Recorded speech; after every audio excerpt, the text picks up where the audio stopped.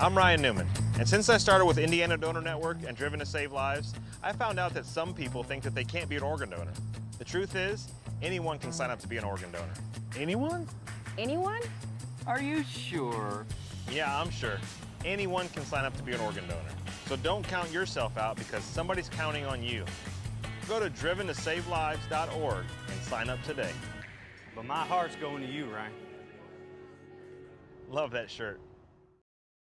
If there's one thing every car guy hates, I'm Ryan Newman, and since I... if there's one thing every car guy hates, it's cleaning the garage. Do you want to take most of the time and hassle out of that job? Then call Zone Garage of Eastern Pennsylvania and New Jersey. Agnes and her crew will have your garage, shop, basement, or even your porch looking great all the time. With unique patterns and designs, plus the ability to incorporate your logo or any artwork, your space will never have looked better. Installation is done in 1 day, guaranteed, and Zone Garage offers a 20-year warranty on the top coat. Their coatings are durable, anti-slipped, and impact resistant. Give them a call at 570-856-6067. That's 570-856-6067 for Zone Garage of Eastern Pennsylvania and New Jersey.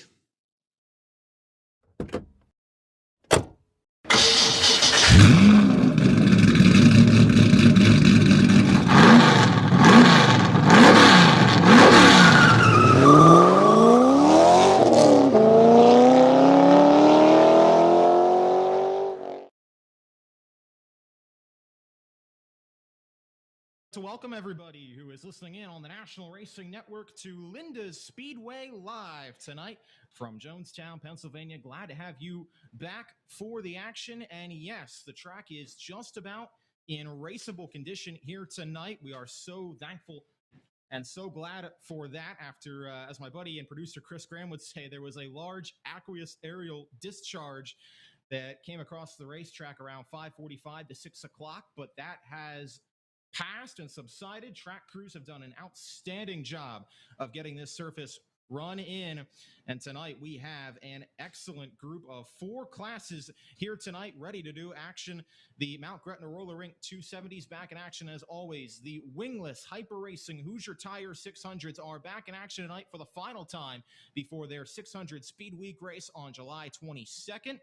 The All-Star Slingshots back in action tonight as well. They'll have a 20-lap feature, and the Appalachian Auto LLC Chargers will round out the night, 15 laps for them. So 4 classes here tonight. As of now, the current plan is to have an autograph session prior to the beginning of the features on the front stretch. That'll be time permitting, but we hope to get that in if all goes well. And we are just about ready, hopefully only about 5 or 10, maybe not even that many minutes away from getting warm-up started. We thank everybody for sticking around at the racetrack, and we thank you for listening at home on the National Racing Network Radio. I'm Casey Kreider, as always, glad to take you through all the action, and we are not far off from getting race cars on the racetrack.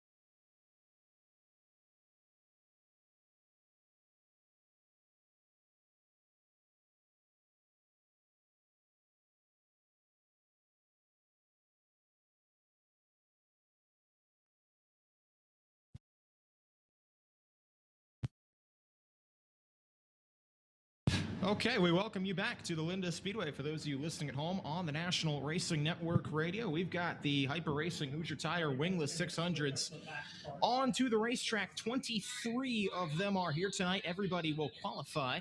They are all coming onto the racetrack now for warm-ups, and they will then split them into groups of 3 at a time to get the hot laps in. 23 wingless 600s here tonight. We've got 17 All-Star Slingshots, 16 Mount Gretna Roller Rink 270s, and 24 Appalachian Auto LLC Chargers. They're the only group that will need a consi tonight.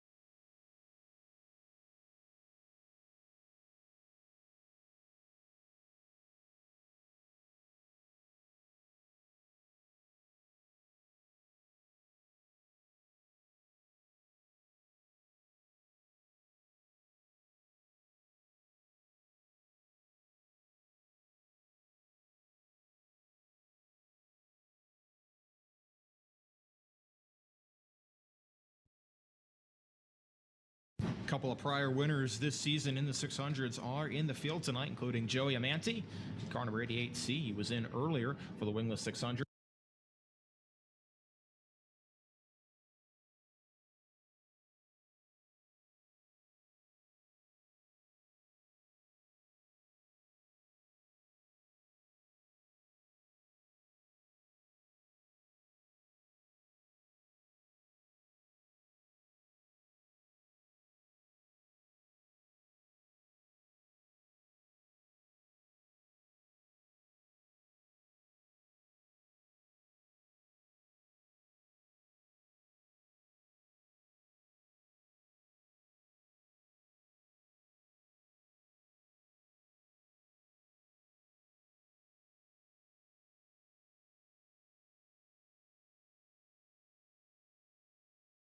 Once again, Joey Amante in the field tonight. He will start on pole for heat race number 1. Logan Rumsey in the field as well. Of course, multiple-time winner this season. He'll start 4th in heat race number 2. And Connor Sheffield, who got a victory about a month or so ago driving that 42O machine. He's in the field as well. He will start from the outside pole on heat race number 3. Part of the drivers that are in the 23-car field tonight, they are all circulating at caution speed as track crews monitor the surface.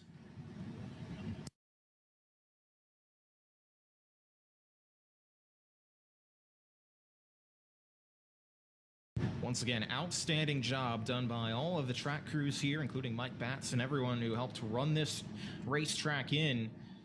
They had to tear it all up, get the run-in cars out, use the grader, but they've done it all, and this track, all things considered, is in pretty good condition, and obviously once we get more race cars out there, it's going to be looking a lot better.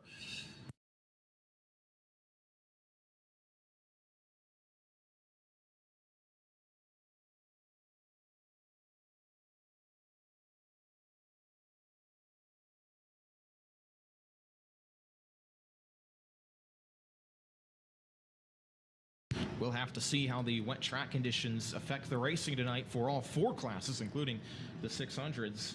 Slingshot feature will be first, then the 600s, then the 270s, and then the Chargers will complete the evening. So that's your order for the feature races.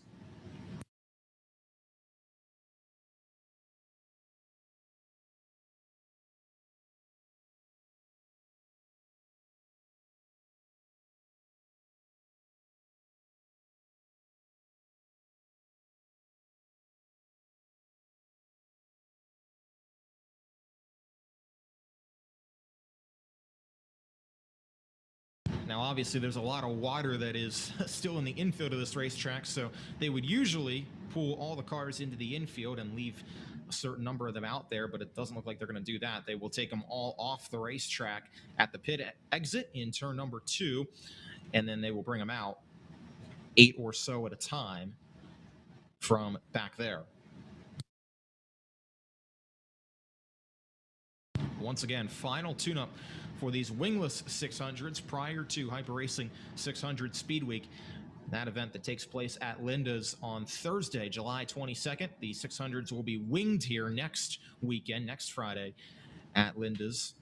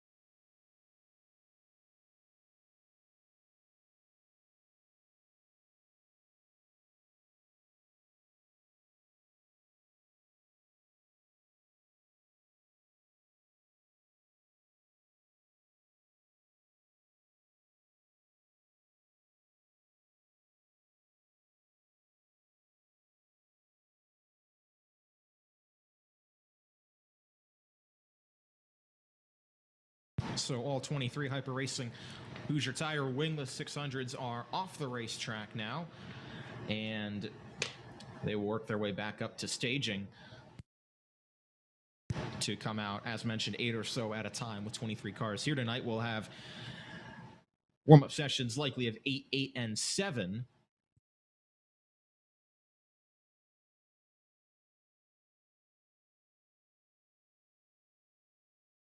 We will have warm-ups for the wingless 600s, slingshots, 270s, and then we'll get into our national anthem, have 600 heat races, and then the Chargers will take to the track for their hot laps prior to heat races later on tonight.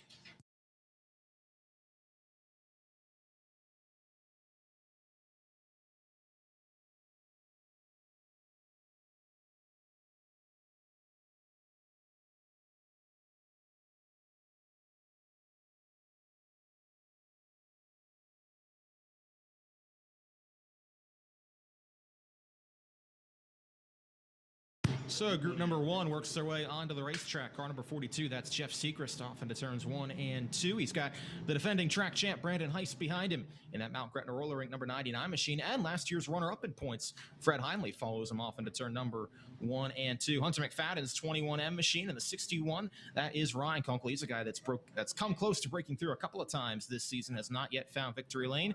Guy that has is Connor Sheffield in car number 42. Oh, he'll look for his second win of the season here tonight. He's got Ben Ernst in the 49 machine and the 19 of Tim Horney directly behind him in turn number 2.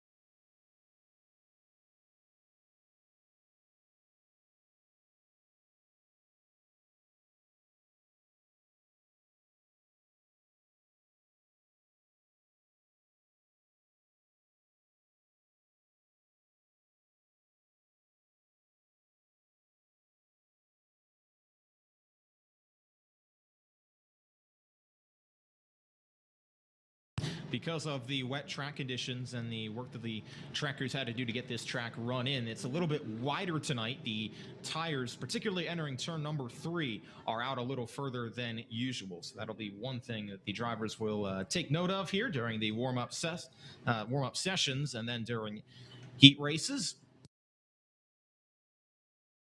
8 cars out in this first group, and the field gets the wind-em-up signal from assistant starter Neil Bortz.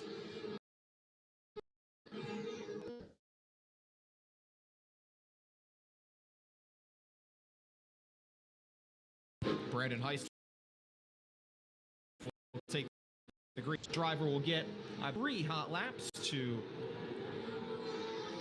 shake their cars down a little bit on this surface.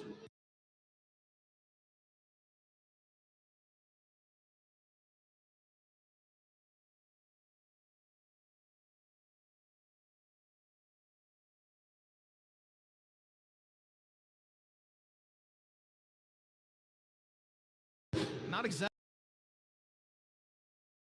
the most uncle still making that 61 fast. He was at the top of the time charts. Now he's been knocked off by Hunt Fadden in car number 21M, 13.52 to a 13.584. As Field gets the checkered flag, Brandon Heiss comes across first. He ran a 13.585.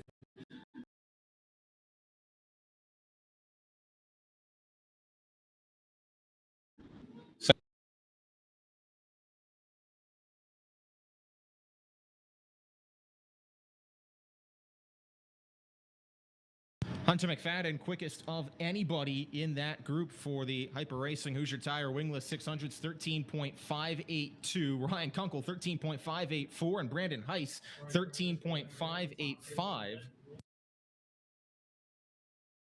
Separated by 3/1000ths of a second.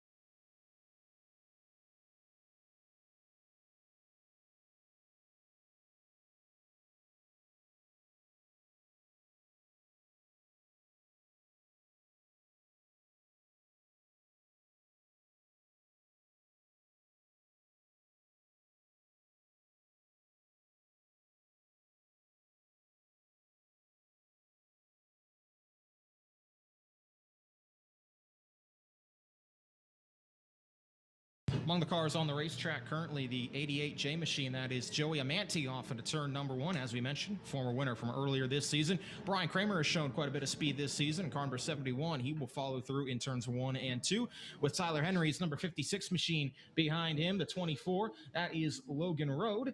The 163 machine of Jeremy Harshman, the 91 of Randy Kunkel Jr., another guy that's shown speed this season, could break through to get a win tonight. The aforementioned Logan Rumsey, 3-time winner in the 600s this season, on the racetrack as well.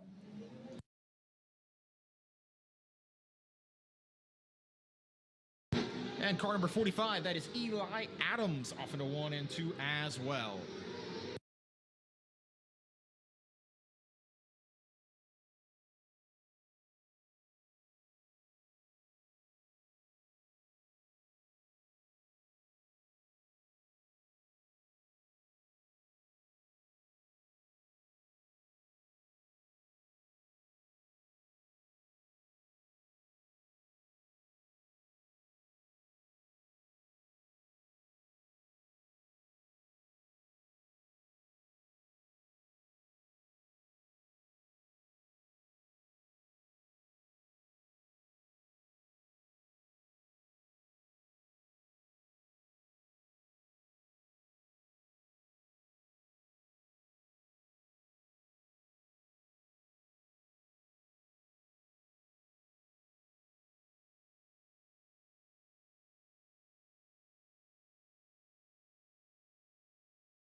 Brian Kramer goes to the top of the time charts. 13.216 second lap time for him. 2/10 quicker than Logan Rumsey in second, 13.404. Tyler Henry, Joey Amante, and Eli Adams, all in that last group, are now in the 5 in terms of timing.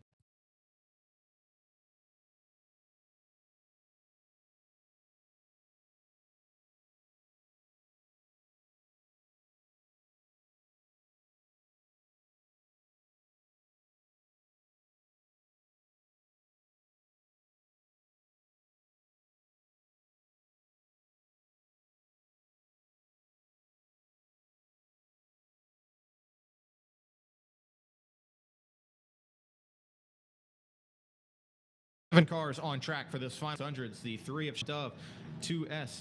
That is Garrett Smith.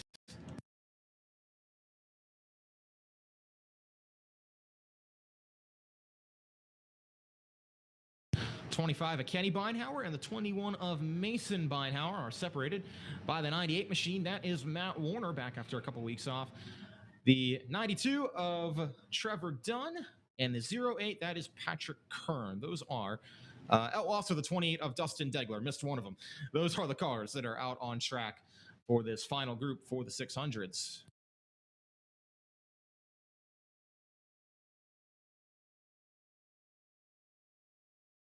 24 Hyper Racing Hoosier Tire Wingless 600s here tonight. We got one late entry, so I was trying to figure out where the extra car came from, and that explains it. We will have even heat races, 8, 8, and 8 for a 24-car field tonight. Once again, everybody will qualify. See if anybody has anything for Brian Kramer's quickest time in warm-ups. As mentioned, nearly 2/10 quicker than anybody else. Track certainly probably picked up a little bit of speed from that first group to that second group. We'll see if that continues to be the case from group 2 to group 3, although it looks like it's in pretty good shape right now as drivers take the 1-to-go signal from head starter Mike Fry. Matt Warner up to second quickest, 13.353 second lap for him. Keep an eye on that black and green accented machine as he comes out of turn number 4 under the checkered flag. He will not improve on his third and final lap, and it looks like Brian Kramer is going to have the quickest time of anybody, 13.216 seconds for car number 71. Warner in second, Rumsey third, Tyler Henry and Joey Amanti complete your top 5 at the conclusion of Hyper Racing Hoosier Tire Wingless 600 Hot Laps.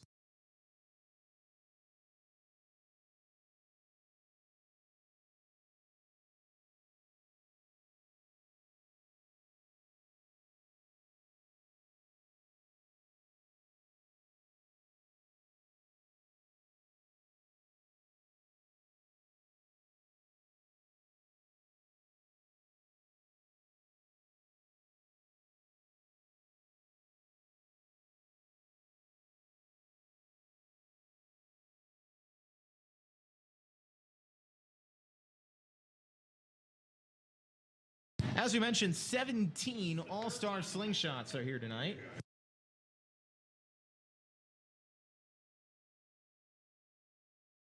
And on track among them are the 95, that's Joe McCardle, the 64D of Titan Deal, 21J, that's Josh Wyatt, 27 of Austin Webster. His car is being pushed by the four-wheeler under the flag stand, does not look to be under power, so we'll see what the issue is for that machine and if they can get that remedied for heat races.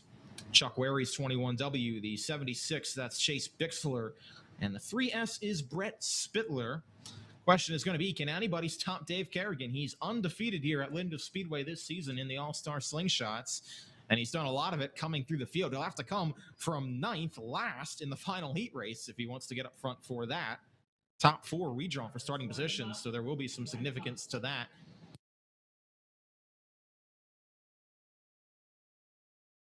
As the green flag waves on this first group of hot laps, first of, I believe, 2 for the All-Star Slingshots. Might see a third one if a couple cars don't get out there, but 2 looks to be the magic number for the time being.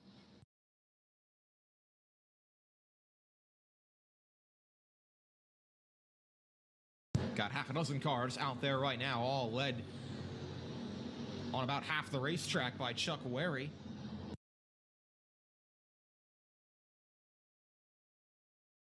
Joe McCardle sets the quickest first lap, 16.882 seconds.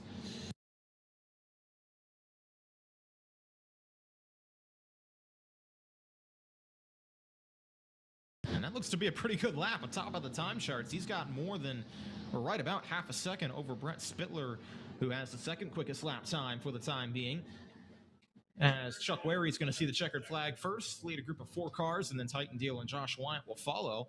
Spittler picked up a lot of time there on his final lap, up to a 16.926, but looks like McCardle is still going to have the quickest time of anybody, 16.882, at the conclusion of that first group.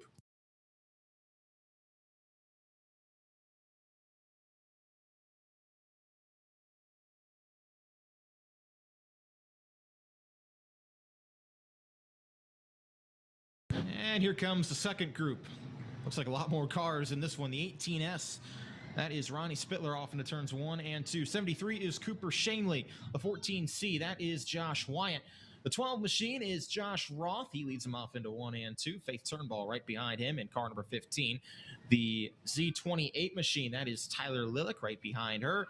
And then a couple car lengths back is the 3 of Dave Kerrigan. As mentioned, trying to keep that undefeated season here at Linda's alive. Have to see what he can do tonight. He's got the 13 of Blair Shanley and the 1 of Tyler Ulsh behind him.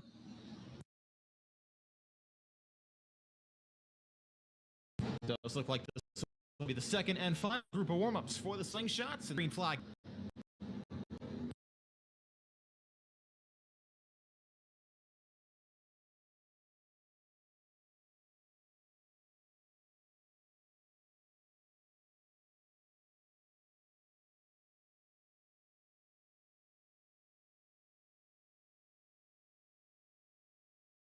Dave Kerrigan goes to the top of the time chart on his first lap, 16.675 seconds.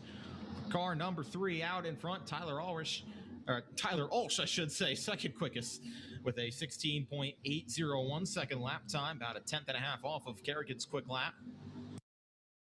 They'll get one more lap in here. Will all the All-Star slingshots. Ulsh goes quicker on lap 2.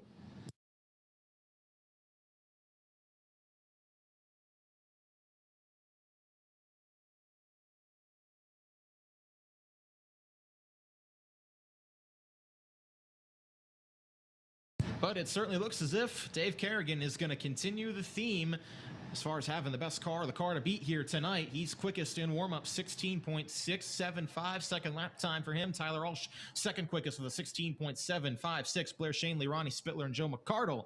That is your top 5 as we head to hot laps for the 270s.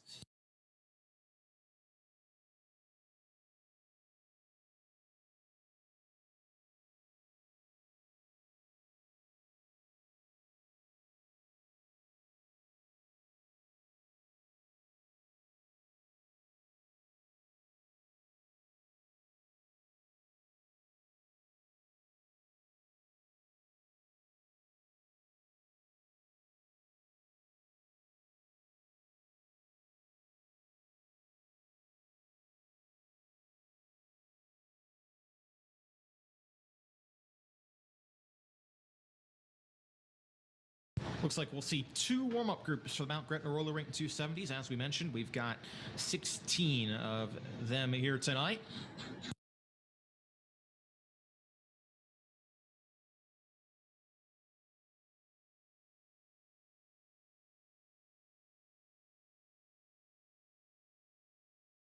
And on track in this group is car number 74D. That's Jacob Dunn off at a turn 3. Behind him is the 77. That is Mike Kreiser. 77G machine is Austin Gravy, that gold, white, and maroon car off in the turn number 3. He's followed by Ernie Newmaster in the 47 machine.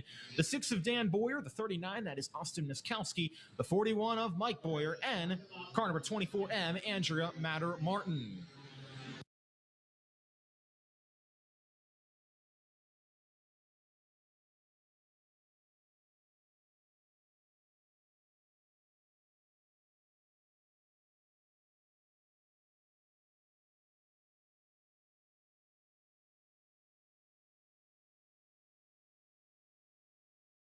Looks like Miskowski's car may have some issues off into turns 1 and 2. He is off the pace and is going to look to get off the racetrack. Hang on. Came up right in front of a group of about 3 cars there at the exit of turn number 2. Mike Kreiser, Austin Gravy, and Andrew Matter-Martin all had to keep their wits about them there.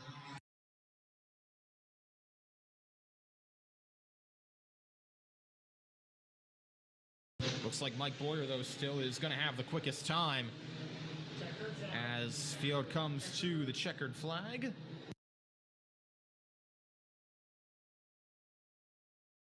He is going to be the only one to break the 13-second bracket, just barely. 12.993 is his lap time.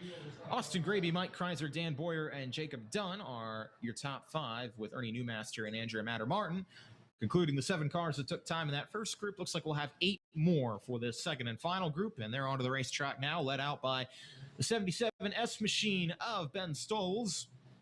They'll be followed by the 3, Pistol Pete Skias, off into turns 1 and 2. The 23K, that is Courtney Cup coming onto the racetrack. 19 machine is Matt Fernsler. He gets fired away in turn number 4, and he'll be followed out by the 55 of Brandon Heist. Heist, another one of those guys that's come close to breaking through this season, has not yet found a way to do it. But we'll see if tonight is the night for him in either the 270 or 600 divisions. 96W of Chase Walker comes out as well.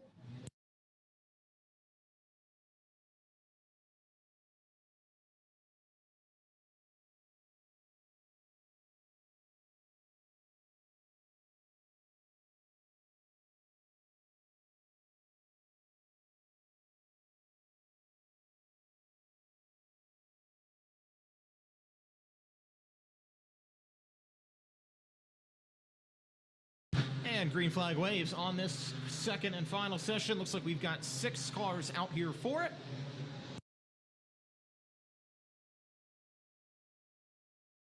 Let's see if anybody can top Mike Boyer's quickest time of 12.993 seconds.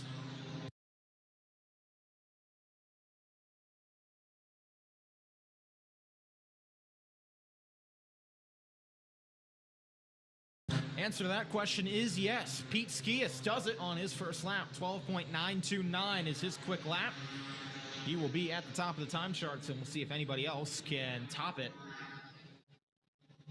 As this warm-up session will get the checkered flag issue for Chase Walker in turn 4. Just as he was about to get the checkered flag, his car died on him, and he's going to slow to a stop in turn number 1. May have lost a chain on that machine.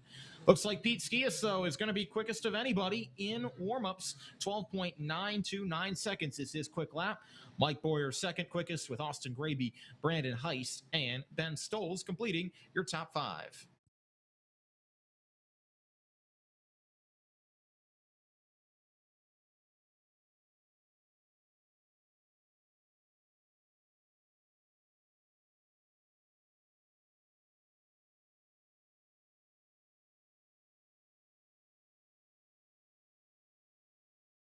Race fans, at this time, we ask that you all please rise and turn your attention to the American flag in turn number 3. At this time, we would like to observe a moment of silence for Bill Gallagher. He was a car owner in the area, sprint cars for several years, and was also the car owner of car number 5 for the USAC East Coast Series point leader, Briggs Danner. He passed away recently, so at this time, we would like to observe a moment of silence and send our thoughts and prayers to Bill and his family.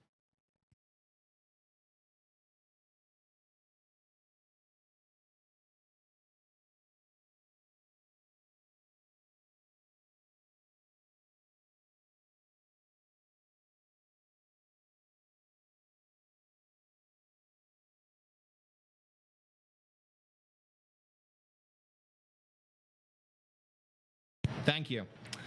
At this time, please remain standing as we play our nation's national anthem.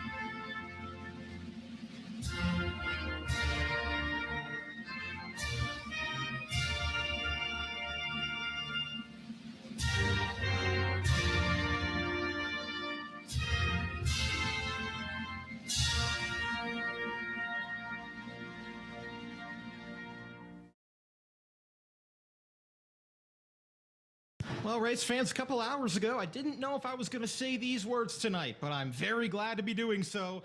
Let's go racing at Linda's Speedway. Let's go racing here on this Jonestown Oval 1/4 mile. We will start with hot laps, or not hot laps, heat races. It's been a long day for the Hyper Racing Hoosier Tire wingless 600s. They will take to the racetrack 8 at a time.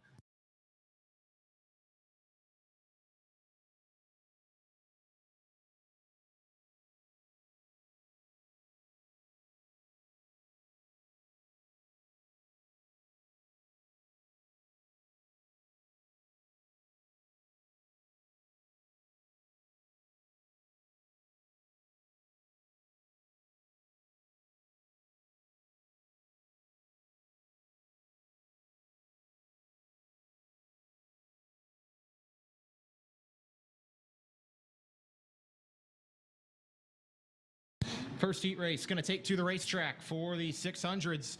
Joey Amanti and Matt Warner are going to start on row number 1 for it, with Patrick Curran's number 08 machine and the 42 of Jeff Sechrist following him off into turns 1 and 2. Have the 2S of Garrett Smith and the 24 of Logan Road start row, with the 92 of Trevor Dunn and the 49 of Ben Ernst following behind on row number 4.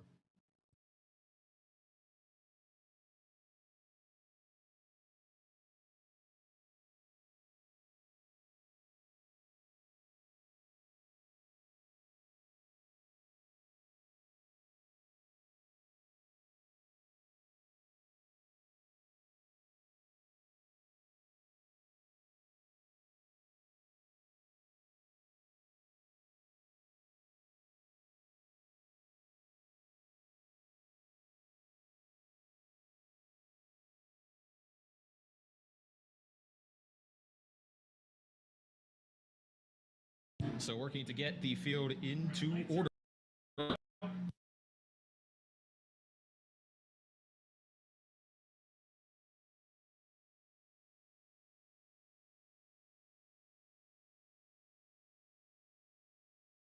Joey Amanti and Matt Warner are going to lead the field down to the backstretch start zone. Here we go. Green flag is in the air. We are underway with heat race number 1, and one car up high. Further back, that is Patrick Kern's machine at the back of the field. He keeps it in line. Oh, we got trouble in turn number 1. Logan Road goes around and is going to go upside down. Soft little roll over there in 1 and 2. They will come to check him out, make sure he's all right.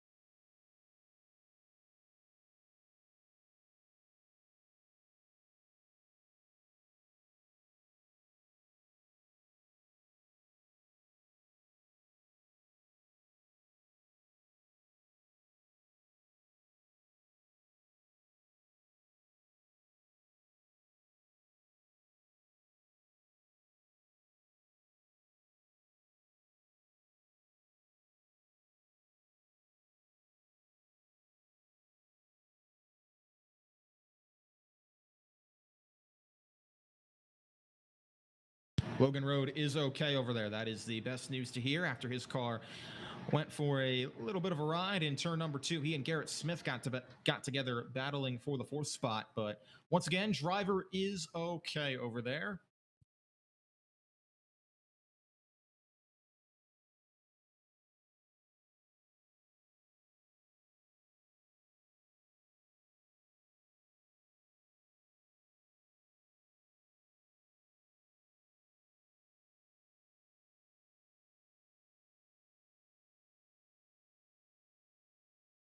And with that, yellow flag is going to come back out here.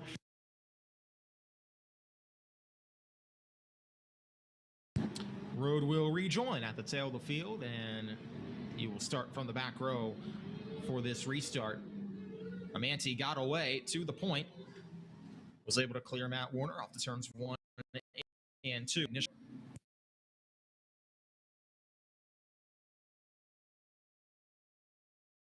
Looks like Patrick Curran opted to go to the back for that initial start, so That has Justin Garrett Smith on row number 2, with Trevor Dunn and Ben Ernst now on row 3, and then Kernan Road on 4 behind. The front row of Amanda.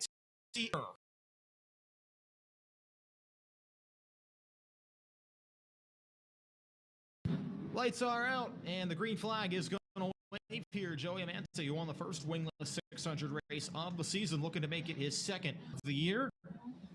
Obviously in preparation for 600 Speed Week that'll be taking place in 2 weeks' time here at Linda Speedway, just under, as we'll be racing on Thursday that week.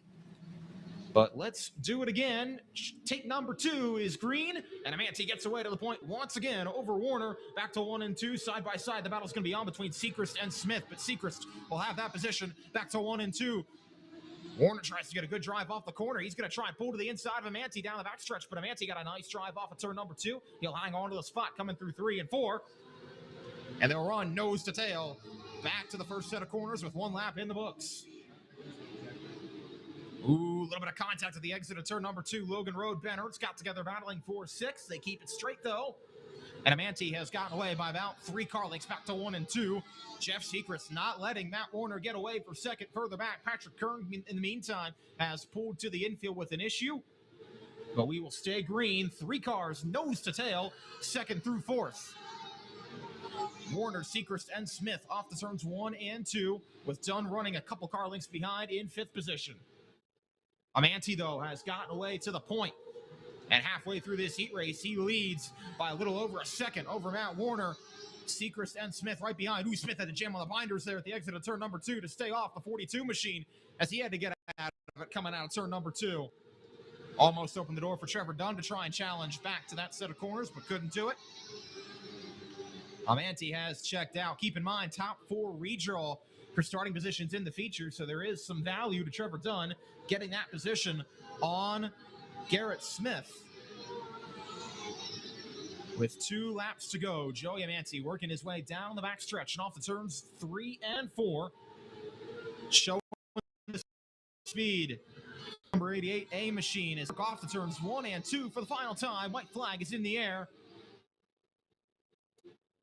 And the big show is going to be the show coming out of turn number 4 in heat race number 1. He's your winner. Joey Amante takes it home over Matt Warner, Jeff Sechrist, Garrett Smith, Trevor Dunn. Their top 5 with Logan Road, Ben Ernst, 6th and 7th. Patrick Kern, I should say, fails to finish. He dropped out after 1 lap.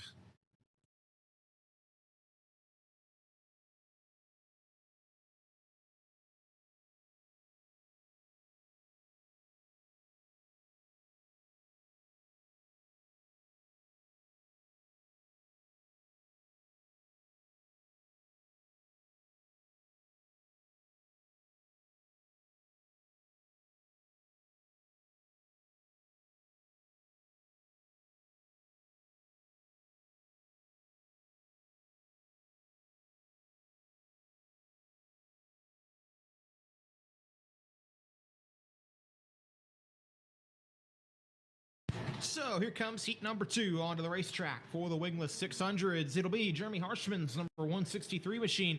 Starting from pole position, he'll have Mason Beinhauer on his outside. That'll be row number 1. Dustin Degler in the 28 and Logan Rumsey's number 41. They will start on row number 2. Tim Horney in the 19 and Tyler Henry in the 56 machine will start on row number 3, with Randy Kunkel Jr. and Hunter McFadden completing your top 4.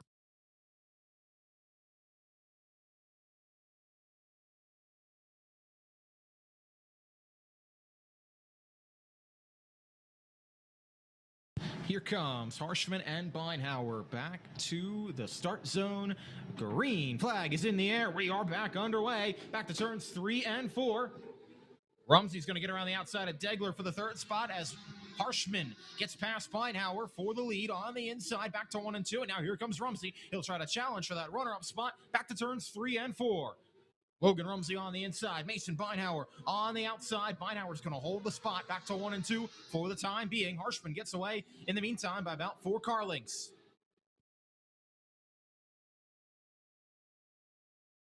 Now Rumsey on the high side, running right behind Beinhauer. He'll cut it to the bottom off turn number 4, slide it off in there into 1 and 2, and give Logan Rumsey the second position. He'll try to run down Harshman now as we come back to see 5 laps to go in the heat this time by. Tyler Henry not going away either. In fact, he just ran the fastest lap of the race that last time by, and he'll work to the inside of Beinhauer, take that third spot over. Back to turns 1 and 2. Beinhauer going to try and come back on the bottom, but cannot do it. Rumsey, in the meantime, trying to see if he can close on the race leader, Harshman, who now just ran the fastest lap and then got upstaged by Rumsey, who ran the next fastest lap, but only was about 3 1/1000ths quicker that time around. So the gap is not dwindling too much coming out of turn number 4. Rumsey trying to close, cuts it down by about a 10th that time, but he's going to have to do more than that with 3 to go. Tyler Henry is comfortably in third. It's nose to tail from 4th on back. Mason Beinhauer puts a couple car links on that battle back to 3 and 4.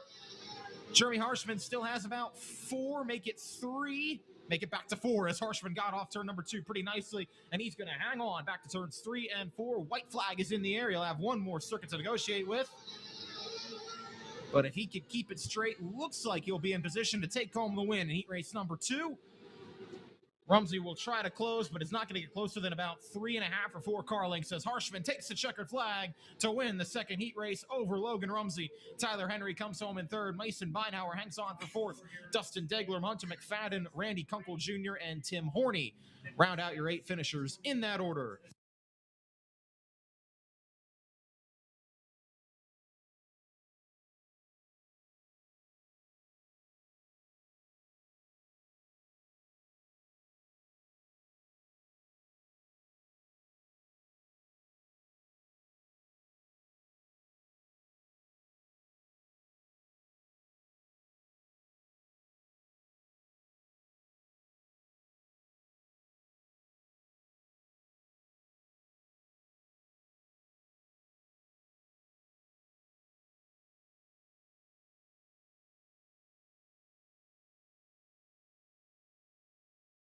So the pole sitter has won each of the first 2 heats for the wingless 600 heat races.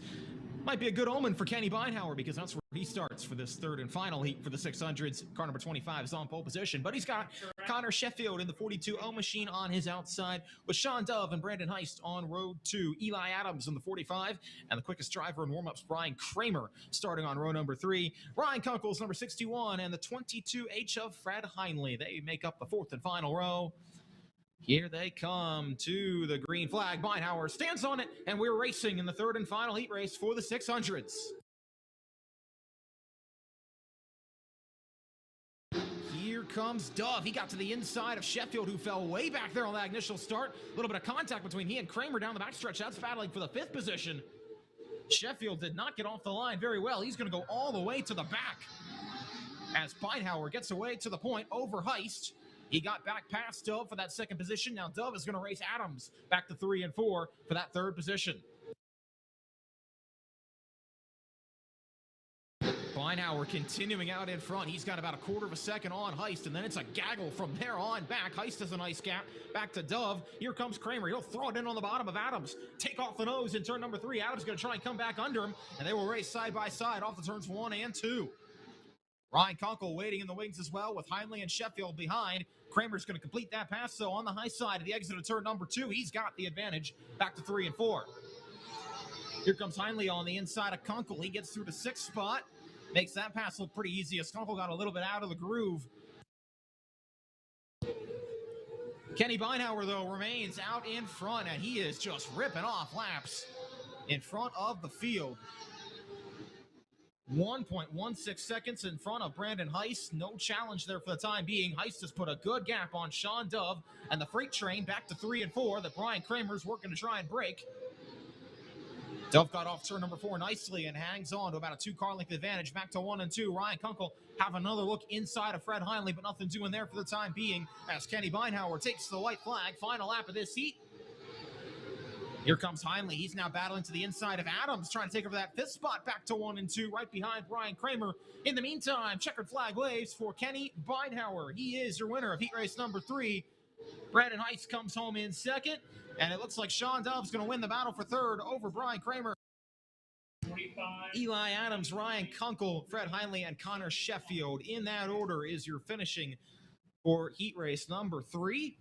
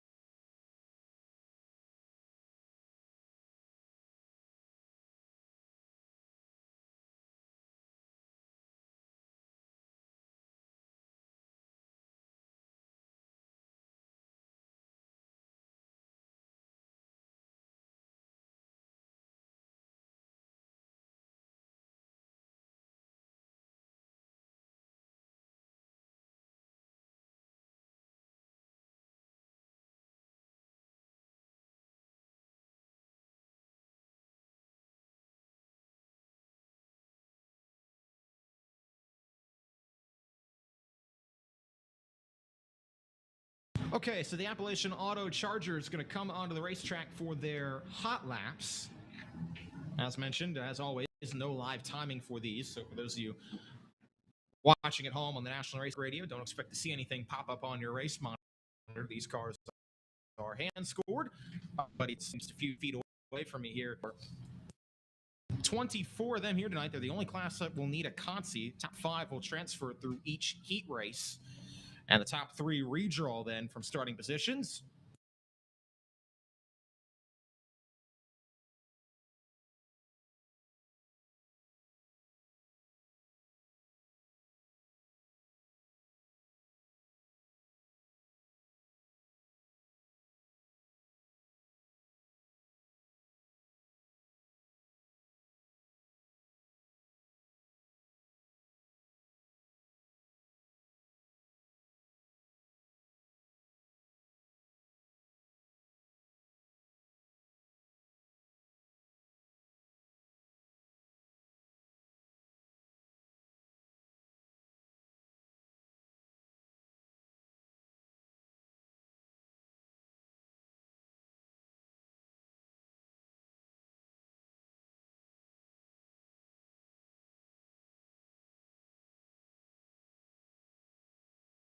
.09B machine of Austin Webster comes to a stop in turns 1 and 2 and puts us under the yellow flag. He's got an issue on that machine.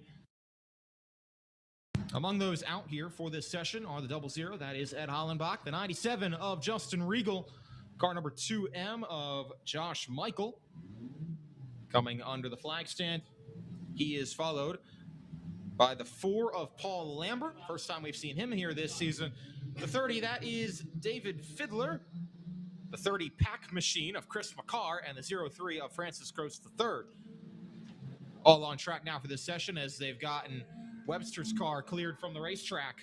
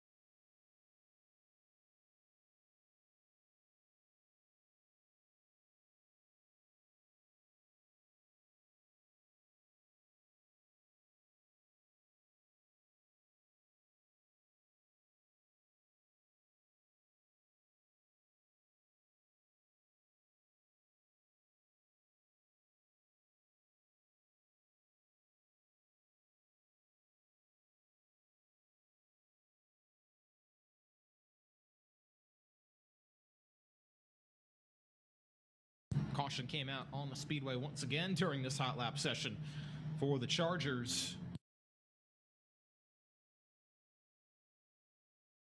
Looks like 3 cars stayed out for one final lap here at Hollenbach, Justin Regal, and Francis Gross III.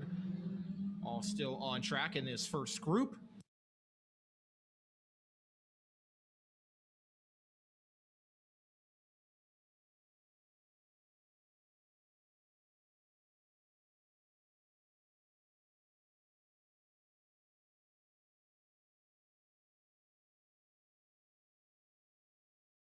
At Hollenbach now pulls off the racetrack with an issue, so we're down to 2 cars in this warm-up session. They'll get 1 lap to go, and they're going to race back to turns 1 and 2. Justin Regal and Francis Gross. Gross on the bottom and Regal on the high side. They don't need to wait till the heat races to start scrapping it up. Francis Gross gets past, and checkered flag is going to wave on a very entertaining first warm-up group for the Appalachian Auto LLC Chargers.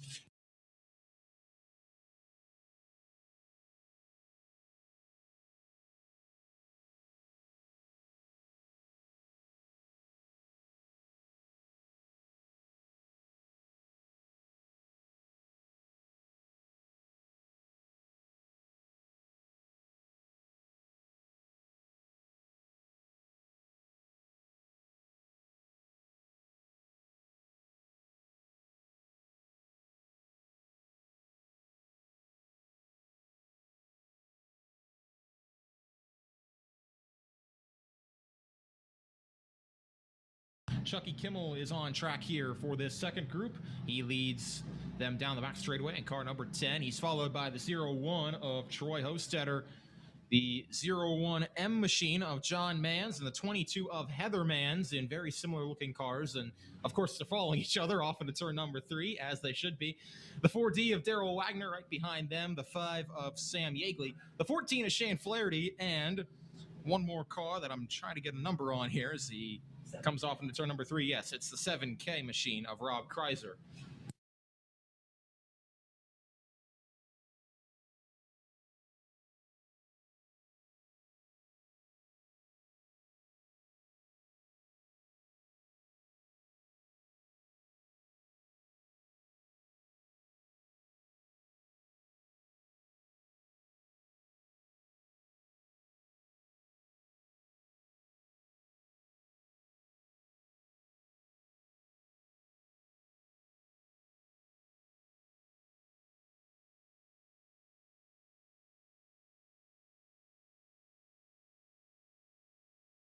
Racing continues here off the exit of turn number 2 as they're working around the 22 machine of Heather Mans, got past her. We'll have one more group of warm-ups here for the Chargers, and then we will get into our 3 remaining heat races. 3 groups of remaining heat races, I should clarify, the All-Star Slingshots, then the 270s, and the Chargers.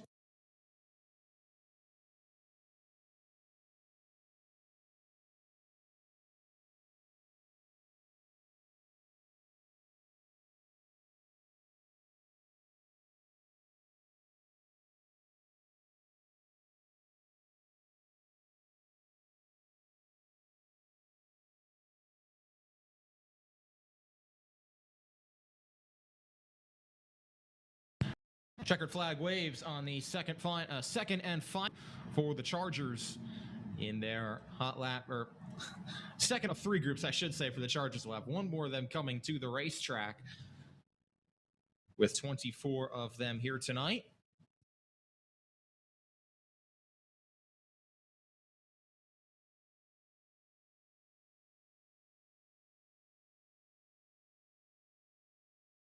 Looks like Sam Yeagley's car may have an issue. He is getting pushed off by the 4-wheeler in turns 1 and 2, and he'll get pushed back to the exit over there.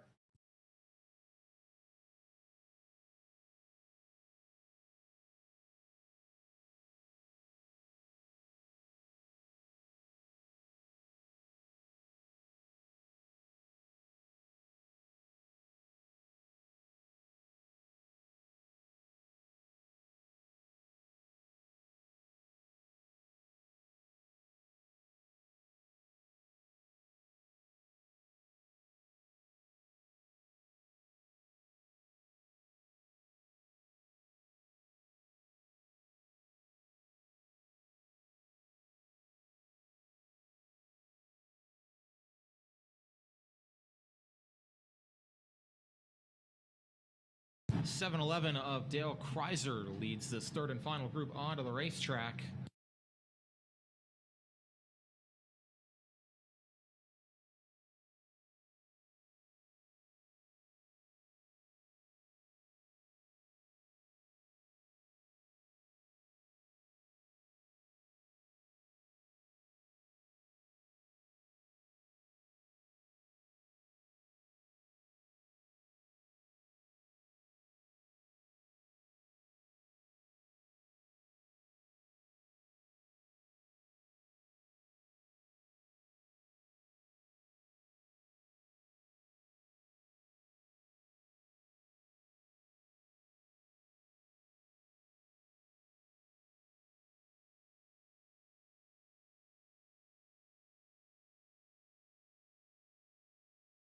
Chris Smith in the 69 senior machine, the 911 of Chad Kreiser, the 23 of Haley Smith, the 104 of Cheyenne Kreiser, the 69 junior of Lila Reagan are the ones that are on the racetrack for this third and final group. Dale Kreiser a couple times has visited Victory Lane this season, so would not be surprised to see him in the hunt. Chris Smith has also shown a good amount of speed throughout the course of this 2021 campaign, so those will be two drivers, no doubt, to keep an eye on. Also keep an eye on that 23 machine of Haley Smith. She's a driver that has been getting better and better with each passing week. Had a 7th place finish last time out for the Chargers. So keep an eye on that machine off into turns 1 and 2 as she takes the checkered flag to complete warm-ups. Here we come with the first heat race for the All-Star Slingshots. They're about to come onto the racetrack now.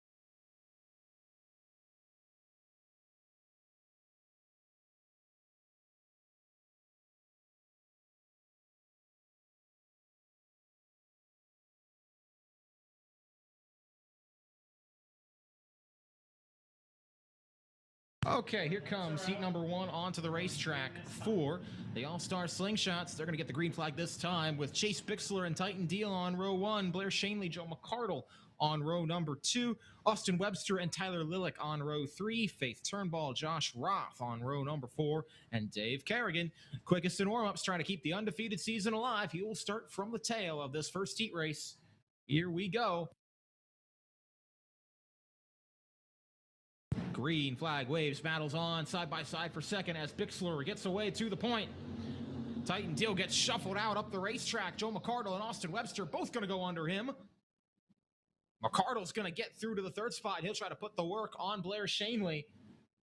Back to turns 1 and 2, or 3 and 4, I should say. That's the battle for second. One car way up the racetrack. Further back, that's Faith Turnbull, who slid way up and almost into the outside wall. She keeps it straight, but she is back to the tail, and here comes Dave Kerrigan looking to the inside of Titan Deal. Makes that pass look pretty easy. Back to turns 3 and 4. He's up to 5th. First through 4th are all nose to tail. Back to 1 and 2. Bixler, Shanley, McCardle, and Webster in that order, with Kerrigan trying to join into the party. Shanley going to try and have a look on the high side of Chase Bixler coming out of turn number 4. That'll be the battle back to 1 and 2. McCardle, Webster, Kerrigan all waiting in the wings as they come through that set of corners. Shanley had a peek to the outside. Bixler closed the door. Now she'll look on the bottom. Here comes Shanley to the bottom, and Bixler's going to close that door back to 3 and 4. Nice job by Bixler to hang on out in front. Joe McCardle not letting him get away either, and here is Kerrigan to the inside. He will battle with Austin Webster off the exit of turn number 2. Webster gets a good drive off, though. He'll hang on to the spot. Here comes McCardle to the entrance of turns 3 and 4. That'll be the battle for second. Looks like Shanley will hold on, though, as the middle looks to be the way to be for the Slingshots for the time being. Coming back to see the Twin Sticks and 2 laps to go from head starter Mike Fry. Battle continues on from about third on back. Dave Kerrigan looking for any which way he can to get past Austin Webster. He'll throw it to the inside. A little bit of contact there through turns 1 and 2. Looks like Webster's going to hang on to the position, and that is crucial because only the top 4 redraw for starting positions. I believe Kerrigan would have to start 9th regardless, but still, that's something to keep an eye on here. Back to turns 1 and 2 as he'll work it to the inside of Webster. Shanley is not giving up on Bixler. Going to ride right on his back bumper off into turn number 3 as they come through the final set of corners. Shanley going to have a look on the high side, but it looks like Chase Bixler is going to hang on and take home the win in heat race number 1. He'll be followed by Blair Shanley, Joel McCardle, Dave Kerrigan, who did get past Austin Webster on that final lap. Webster comes home in 5th. Titan Deal, Faith Turnbull, Tyler Lillick, and Josh Roth are the remainder of the finishers in that order.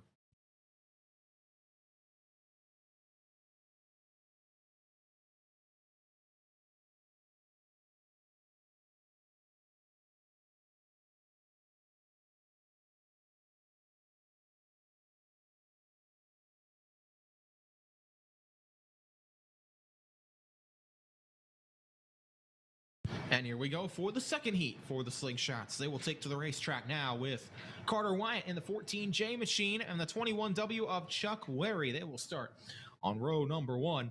Josh Wyatt in the 21J and the 73 of Cooper Shanley. They'll be on row number 2.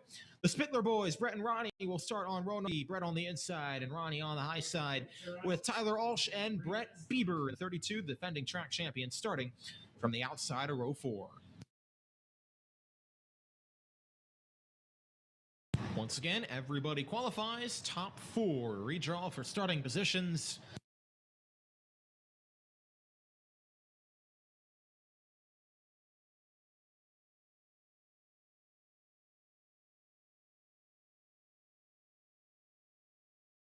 Here they come to the backstretch start line. Green flag is in the air. Wyatt leads him off into turns 1 and 2 with Wary right on his outside. They will race side by side under the flag stand. Wyatt's going to hang on to the position, but here comes Cooper Shanley trying to plow his way through, and they are 3 wide further back. Brett Spittler having a look inside of Josh Wyatt and Chuck Wary, whose car is off the pace entering turn number 3 as he was running in the 3rd position and fell all the way to the back.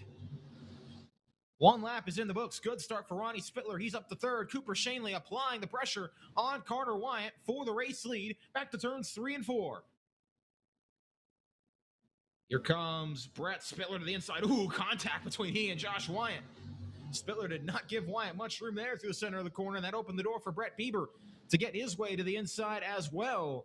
He's going to make the pass for the 5th spot and go to work on Brett Spittler for 4th.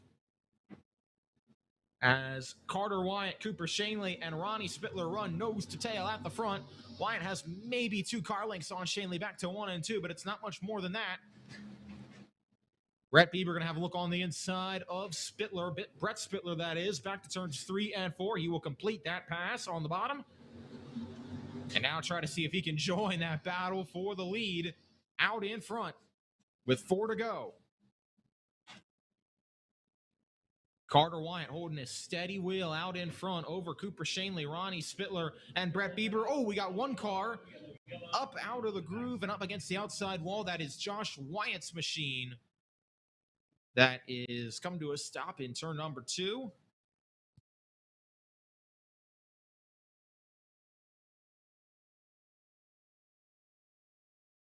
Might have slid up and out of the groove and may have gotten stuck in some of that mud out there that is right up against the outside wall.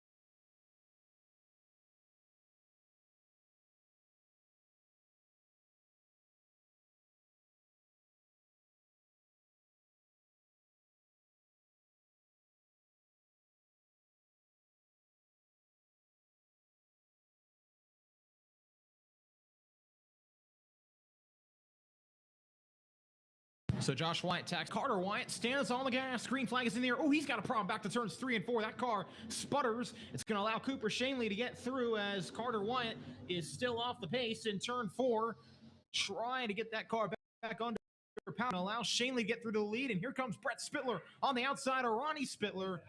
Wyatt could not get his car to the infield, and that is going to put us back under caution, and the field did not get a lap in the books.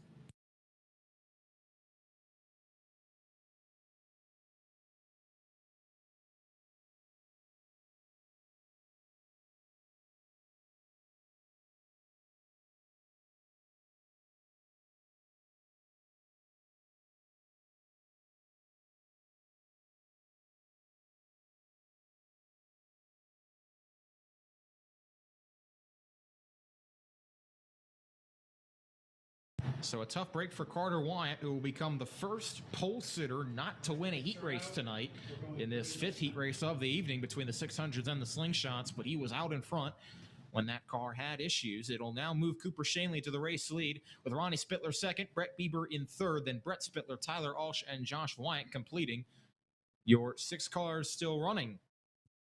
Top 4 redraw. Here we go. Green flag back in the air with 4 down, 4 to go. Ronnie Spittler going to stay right on Cooper Shanley at the exit of turn number 4. A little bit of contact between the two as Spittler got into the back bumper and nearly turned Shanley sideways. He'll work to the inside off to 1 and 2. Won't get it done, but here comes Brett Bieber on the high side. He's going to try and get through, and he will have your lead back to turns 3 and 4.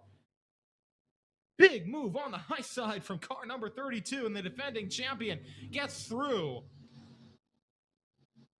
on the restart from 3rd to 1st, and he started this heat race back in 8th, dead last. He's worked his way from last to 1st. Now we'll try to hang on for the final 2 laps as he tries to check out in front over Cooper Shanley and Ronnie Spittler, who continue to battle for the 2nd spot, nose to tail off to 1 and 2. Brett Spittler behind a couple car lengths, and Tyler Alsh a couple more behind. As the white flag waves, 1 lap to go for Brett Bieber. He is checked out in front of Cooper Shanley, Ronnie Spittler, and Brett Spittler, who race nose to tail back to 1 and 2. That'll be the battle for 2nd on this final lap, but coming through turns 3 and 4, Brett Spittler is going to see the checkered flag. He will win heat race number 2 for the All-Star Slingshots, and he'll cap it off in style with the fastest lap of the race on his 8th and final circuit around the racetrack. Cooper Shanley, Ronnie Spittler, Brett Spittler, and Tyler Alsh. That's your top 5 with Josh Wyatt remaining, or I should say completing the 6 finishers. Carter Wyatt and Chuck Wary did not finish that heat race with issues. We'll have to see if they can get that resolved in time for the main event.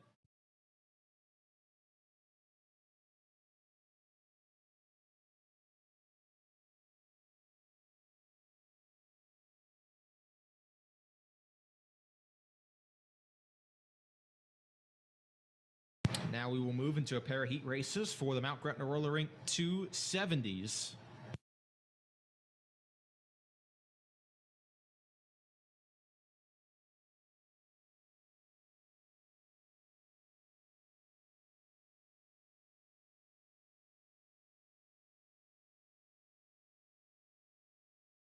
And they will get pushed away and be let out by Mike Kreiser in car number 77. He will start from pole position with Christy Swigert in the 34 on his outside. Austin Graby in the 77G and the 6 of Dan Boyer start from row 2. Ernie Newmaster in the 47 and the fastest driver in warm-ups. That was Pete Skias. He starts from the outside of the 3rd row in car number 3. Brandon Heist in the 55 and the 19R. That's Elijah Reed. He will line up from that 4th and final row. 16 cars tonight, so everybody will transfer to the A main. The top 4 in each heat race, though, will redraw for starting positions.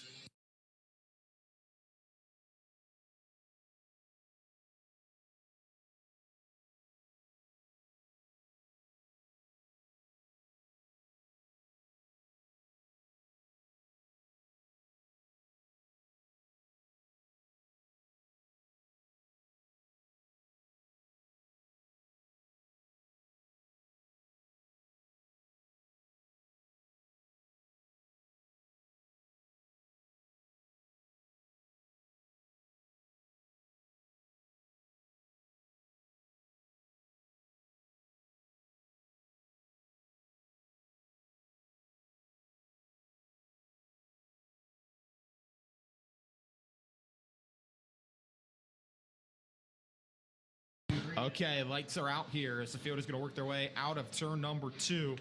Mike Kreiser, Christy Swigert, they start from the front row. Here we go. Green flag waves on the first heat race for the 270s. Kreiser's going to get away to the point. Here comes Pete Skias to the inside of Dan Boyer. Works his way from top to bottom, and now he'll try to go to work on Austin Graby and Christy Swigert, who are right in front of him. Swigert falls back at the exit of the corner. She's to the 5th position. It is Kreiser, Graby, Skias, Boyer, and Swigert, your top 5, coming out of turn number 4 and under the flag stand for the first time. Swigert got hung out the dry there on the high side and now gets bypassed at the exit of turn number 2 by Brandon Heist. He works his way to the 5th spot as they come through 3 and 4. Mike Kreiser, though, hanging on to the top spot over Graby and Skias. Nose to tail are the top 3, back to 3 and 4. Not much of a gap. Austin Graby looking to run about a lane higher than Kreiser. See if he can set up Kreiser for a pass to the exit of turn number 2. He will try to peek to the high side, but nothing doing there for the time being as they come out of turn 4. Pete Skias not going away either. He is waiting in the wings as Kreiser got a little bit loose. That opened the door for Graby to try and get through on the outside. Ooh, Kreiser had a big bobble there at the entrance of turn number 3. That's going to give the lead to Austin Graby. He gets past on the high side and through to the advantage. Kreiser and Skias now going to race for second as Graby tries to get away. 2 laps to go for Austin Graby out in front. Kreiser and Skias continue to battle. Skias got a little bit out of the groove, and that'll almost open the door for Dan Boyer to get through to the 3rd spot. Skias comes back down to cover, and he'll go back to work on Kreiser for second as the field takes the white flag. Graby by about 2 car lengths off the exit of turn number 2. Looks to have this thing in hand as he slides a little bit high in turn 3, but gets the power down off the corner. And Austin Graby is going to take home the win in heat race number 1. Mike Kreiser, Pete Skias, Dan Boyer, who ran the fastest lap of the race on that final lap, came home in 4th, ahead of Brandon Heist in 5th, Christy Swigert, Ernie Newmaster, and Elijah Reed, 6th, 7th, and 8th. That is your finishing order for heat race number 1 in the 270s.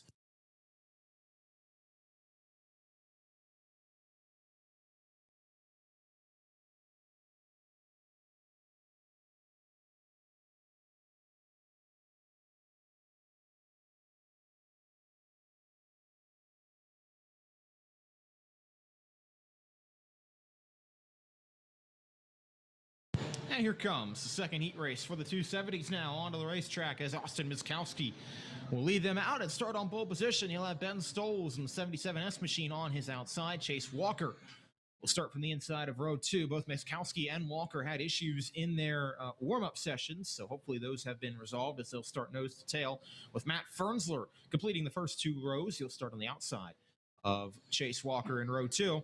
Mike Boyer in the 41 and Jacob Dunn's number 74 D machine are going to start in row number 3. And then Courtney Cupp in the 23K and Andrea Matter Martin in the 24M machine going to start on row number 4.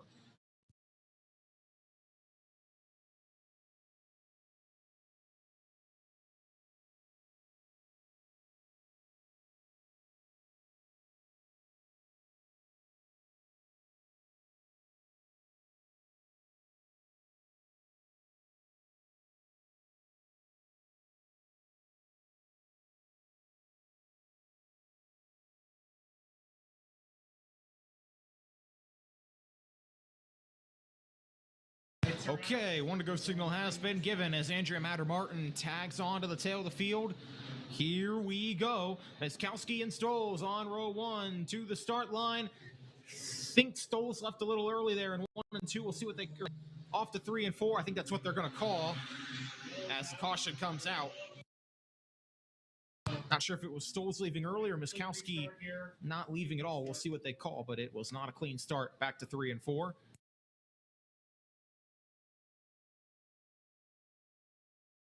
Think they will call that on Stoles there for jumping the start, so he'll get another shot from the outside of row 1 here.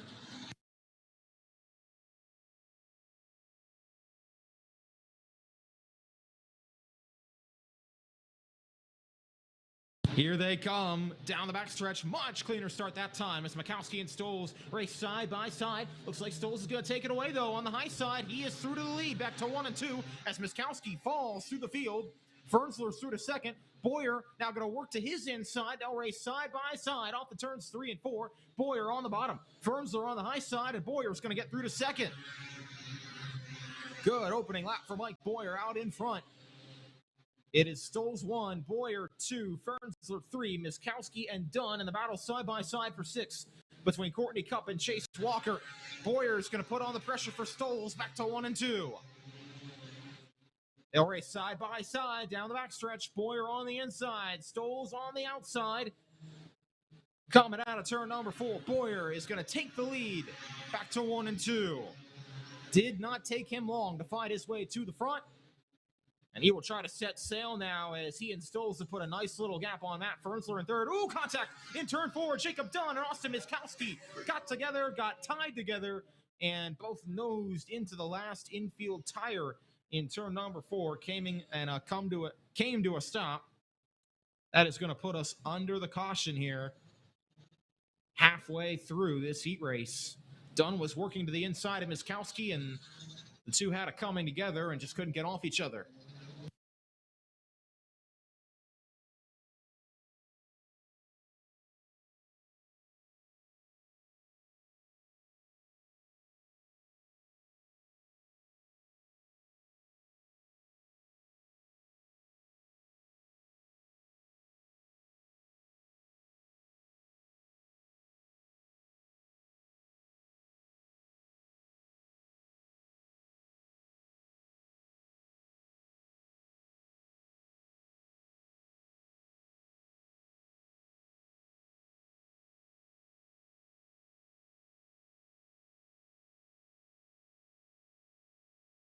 They will get those two cars separated in turn number 4. Looks like Dunn is going to get pushed away first, and then they'll get Miskowski off as well.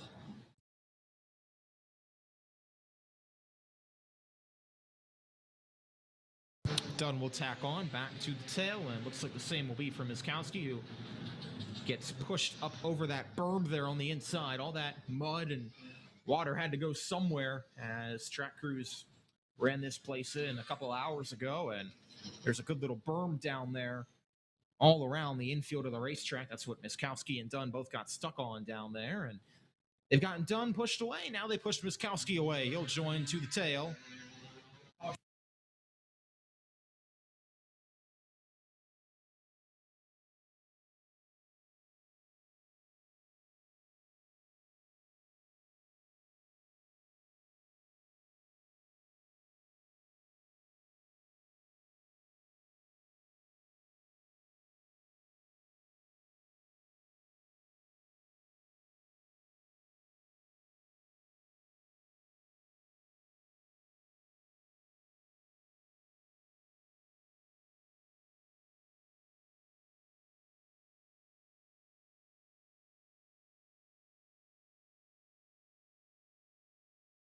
Okay, 1 to go signal has been given.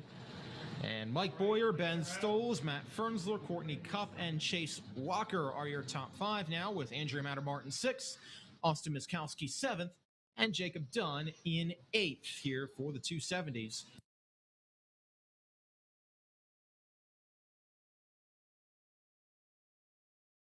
Mike Boyer stands on it at the exit of turn number 2. Green flag is in the air.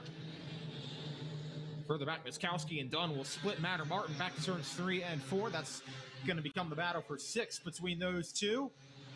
But Boyer has gotten away, pretty strung out over Stoles, Fernsler, Cup, and Walker, as Miskowski and Dunn both try to run down that 96W machine. Miskowski's going to have a look on the inside. He'll throw it off in there. He will have the spot back to turns number 2. Dunn going to come through on the inside down the back stretch as well. They'll race side by side off the 3 and 4, but Dunn is going to take that position over pretty easily. In the meantime, Mike Boyer on a good little Friday night drive out in front of heat race number 2. He takes the white flag nearly 2 seconds in front of Ben Stoles. Battle's going to be on between Courtney Cup, Austin Miskowski, and Jacob Dunn for 4th on this final lap, as Boyer takes the checkered flag. Mike Boyer is your winner of heat race number 2. Ben Stolz comes home second. Matt Fernsler is third. Courtney Cup comes home fourth. Austin Miskowski does a nice job holding off Jacob Dunn for fifth, coming across the stripe. Chase Walker is seventh, and Andrea Matter-Barton comes home in eighth. That'll do it for the heat races for the 270s.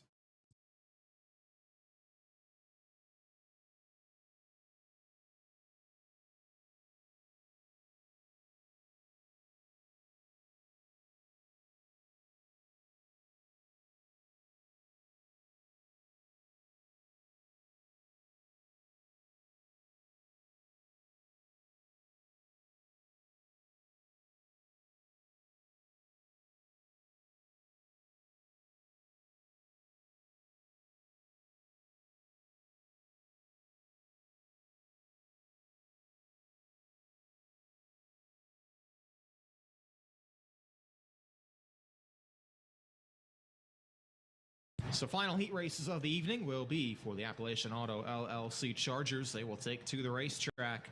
This, as we mentioned, is going to be the only class tonight that will need a consi. With 24 cars here, we only take the top 18 to the features. So top 5 from each heat race will qualify, while the top 3 will redraw. Everybody else will have to head to the B main.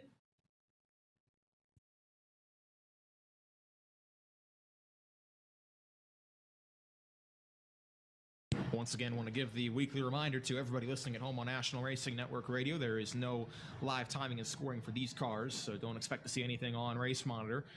I will do the best I can to paint the picture for you as heat race number 1 comes onto the racetrack. Sean Yeagley and Sam Yeagley going to start from row number 1 together. They will be on that front row with John Mans and Haley Smith on row number 2. Kara Walters in the 43 and the 4D of Daryl Wagner. They'll start on row 3 with Ed Allenbach and Dale Kreiser, the 00 and 711 team cars for Charlie Kimmel, starting on the 4th row.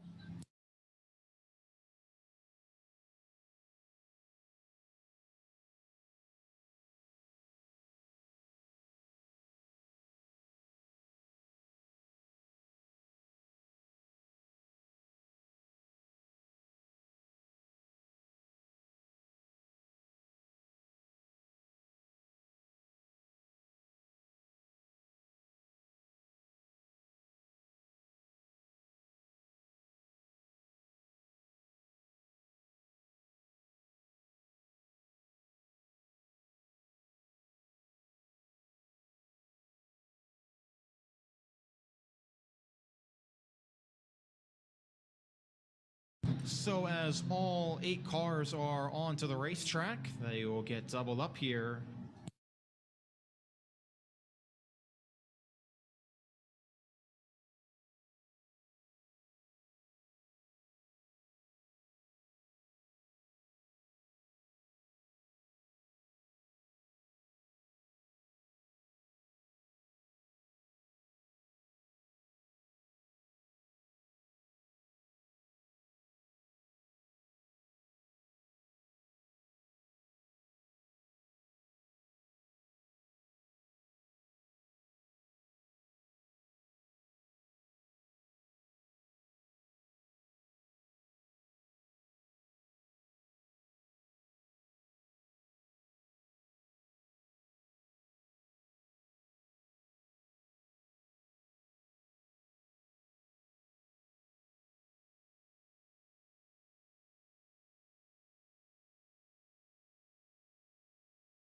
John Mans is in the 22 machine. He'll start from the inside of row number 2.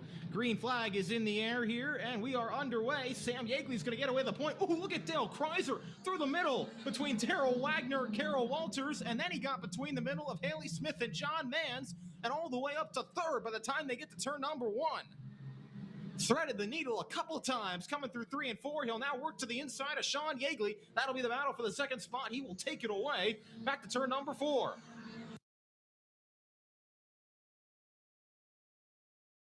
Sam Yeagley out in front by about 5 car lengths, but Dale Kreiser trying to close in at the exit of turn number 2. Battle's going to be on between the 95 of Sean Yeagley and the 22 of John Mans off the turns number 3 and 4. Ed Hollenbach runs in 5th in front of Kara Walters, Haley Smith, and Daryl Wagner.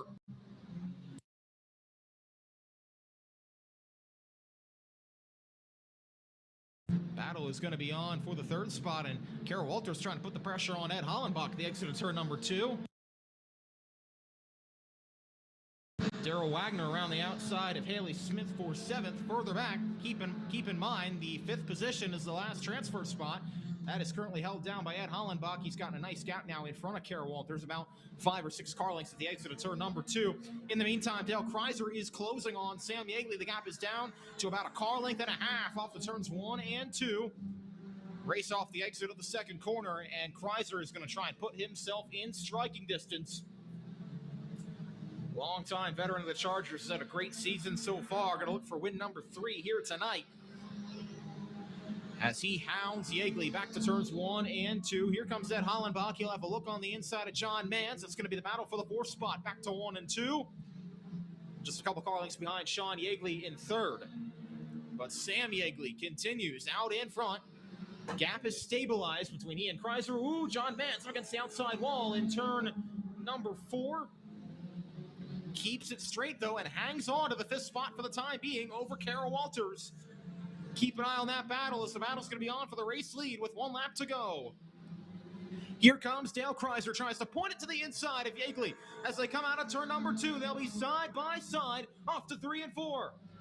Yeagley drives it in. Kreiser backs up the corner. He's not going to get there. Sam Yeagley is going to take home the win in heat race number 1 over Dale Kreiser. Now let's watch the battle for the transfer spot. Looks like Sean Yeagley and Ed Hollenbach going to battle for 3rd. Give it to Hollenbach across the flag.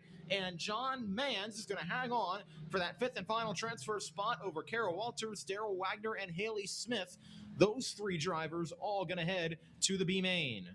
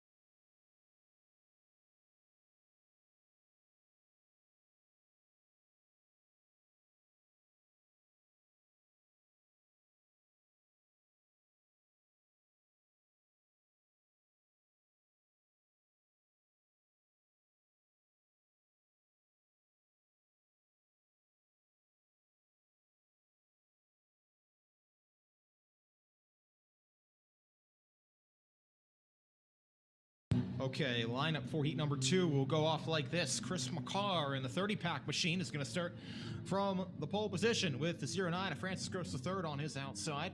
Justin Regal in the 97 and the 2M of Josh Michael. They will start on row 2. Then Chris Smith and Shane Flaherty, 69 senior and 14 machines, will be on row 3. Paul Lambert in the 4 and the 104 of Cheyenne Kreiser. They will start on the 4th row. Same as before, top 5 qualified, top 3 redraw for starting positions.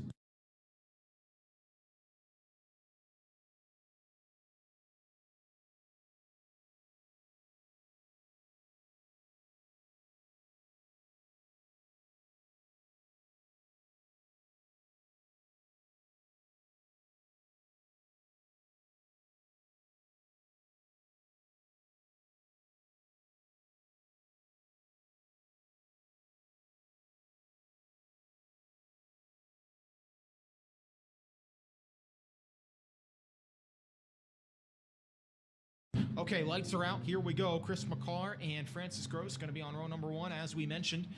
Field is in order. 4 rows of 2, but only the top 5 get an automatic berth into the A main. Here we go. Green flag is in the air. Chris McCarr and Francis Gross stand on it pretty even. Back to turn number 3. Looks like Gross is going to take it away off the high side. Move him through to the point. Back to 1 and 2. Michael the second. That'll be the battle. As Flaherty tries to follow through as well. Ooh, contact between he and Chris McCarr. Both cars up the racetrack. Flaherty is up in the slop there. Able to get his car straightened out, but he's all the way at the back. It is Gross 1, then Michael 2. They put a good gap on Justin Regal and Chris McCarr, who won 3rd and 4th now, as McCarr has gotten his car straightened back out. Flaherty, in the meantime, is going to battle to the inside of Cheyenne Chrysler, get under for the 7th spot, but he's still got work to do to run down Chris Smith and Paul Lambert, who are 5th and 6th right in front of him. Front bumper on that 14 car is a little bit torn off after the contact, not completely, but that left front corner is no longer attached where it's supposed to be. Gross has the advantage by 3 car lengths over Josh Michael, back to 1 and 2. Good gap back to Regal, and now here's the battle for the 4th spot. Chris Smith going to take it away from Chris McCarr. Back to turn number 1. McCarr and Lambert are going to battle at the exit of turn number 2. That is for the transfer spot. Back to 3 and 4. No challenge at the front. Front 3, make it front 4 now, all pretty evenly spaced out. Here is the battle for 5th. Back to 1 and 2. Lambert on the inside, has a peek on McCarr. They will race side by side of the corner. Ooh, McCarr got loose. His car is off the pace now, down the back straightaway, not coming up to power. We'll see if he gets off. He is not going to make the turn in turn 3, and we're going to go under caution.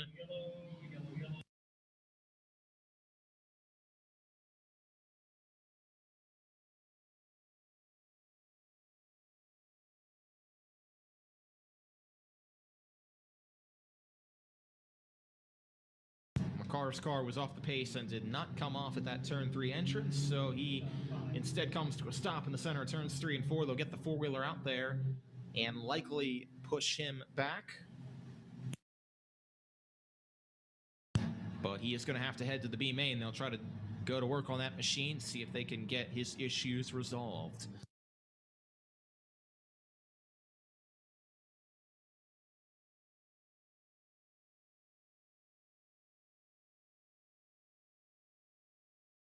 Francis Gross to 3rd. Out in front, he will lead the field back to the start zone with 2 laps to go.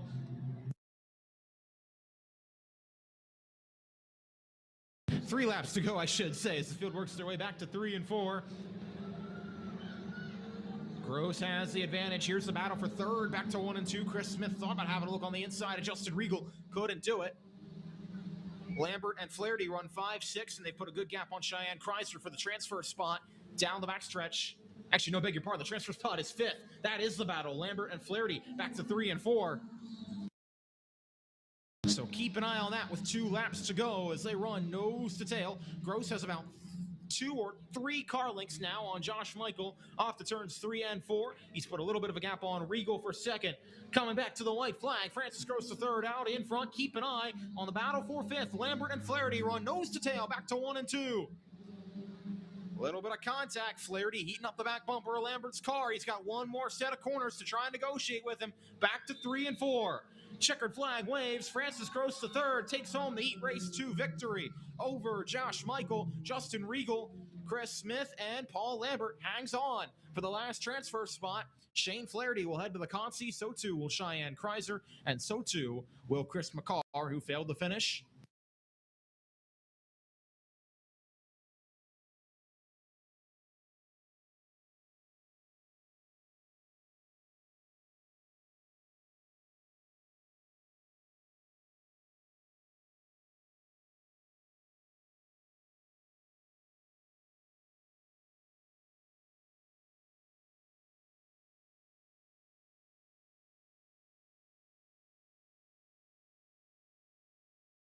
Okay, one final heat race here for the Chargers. They will come onto the racetrack next.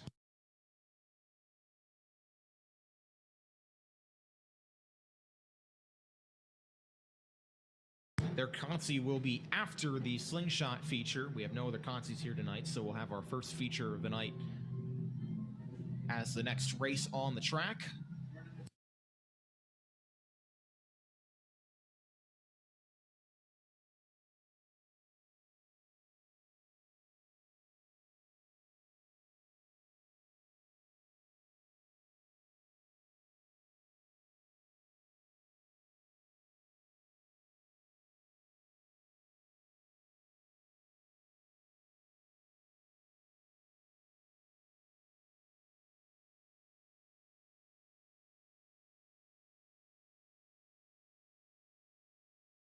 So we have 5 cars out here. No Chad Kreiser, no Austin Webster, and no Heather Manns.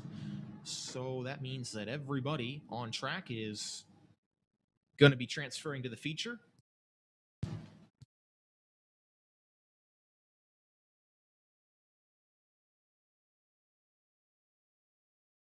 Lila Reagan and David Fiddler on row 1, Troy Hostetter and Rob Kreiser on row 2, and Chucky Kimmel starts 5th. That is your lineup here for heat race number 3. Looks like all those drivers will transfer to the A main, to the top 3. We'll redraw for starting positions. David Fiddler went way early, and that's going to put us under caution here on this first attempt at the start.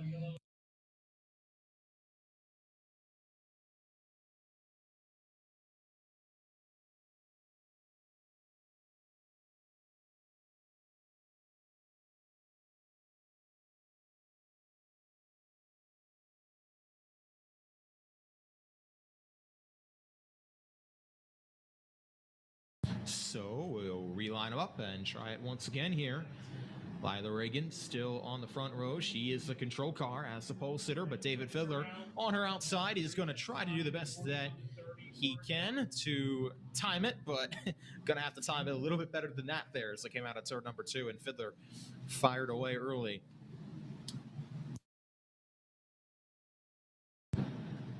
Looks like a much better start. Back to turns 3 and 4. That time, Fiddler is going to get away to the point. Back to 3 and 4 once again. Here comes Kreiser on the outside. He'll get through to second. Hostetter and Kimmel both going to bypass Reagan back to turns 1 and 2 to get the 3rd and 4th. Ooh, a little bit of contact between Hostetter and Kreiser at the exit of turn number 2, and then Kreiser forced Hostetter up the racetrack a little bit there. Up out of the groove, and that's going to allow Chucky Kimmel to get through to 3rd. Now Hostetter's going to try to go back to work on him through 1 and 2. Hostetter on the inside and Kimmel on the outside, going to race side by side down the backstretch for the 3rd spot as David Fiddler has gotten away to the point.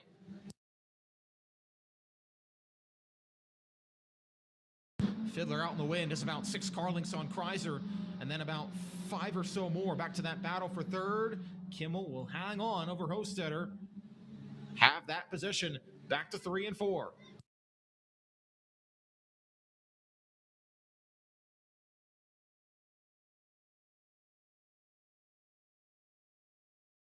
That'll continue to be the closest battle, nose to tail at the exit of turn number 2. Troy Hostetter not letting Chucky Kimmel get away. In that battle for 3rd, Hostetter got a little bit loose entering the corner. That's going to open the door for Kimmel to scamper away just a little bit. David Fiddler, though, continues to run out in front, unchallenged for the time being. Coming back to see 3 laps to go. Chad Kreiser's got about 4 car lengths on that battle for 2nd. This car has a little bit of damage on the front end, but he keeps it running out there. Kimmel and Hostetter are going to try and battle for a redraw position, although Kimmel will have to deal with the handicap because he's the most recent winner here in the Chargers, so he can start, I believe, no higher than 9th. As Fiddler takes the 2 to go signal from head starter Mike Fry. Here comes Kimmel to the inside of Kreiser. That'll be the battle at the exit of turn number 2. Back to turn 3, Kreiser on the bottom. Kimmel could not make the move happen. They'll continue to race side by side, and under the white flag, that for the 2nd spot. Hostetter not letting either of them get away either, but he's got nowhere to go. Kimmel and Hostetter both going to get past Kreiser at the exit of turn number 2. Back to turn 3. They'll take over the 2nd and 3rd spots, but David Fiddler takes home the win in heat race number 3 over Chucky Kimmel, Troy Hostetter, and Chad Kreiser. They're your top 4. Lila Reagan comes home in 5th. And that'll do it for the final heat race of the evening. And the final for the Chargers.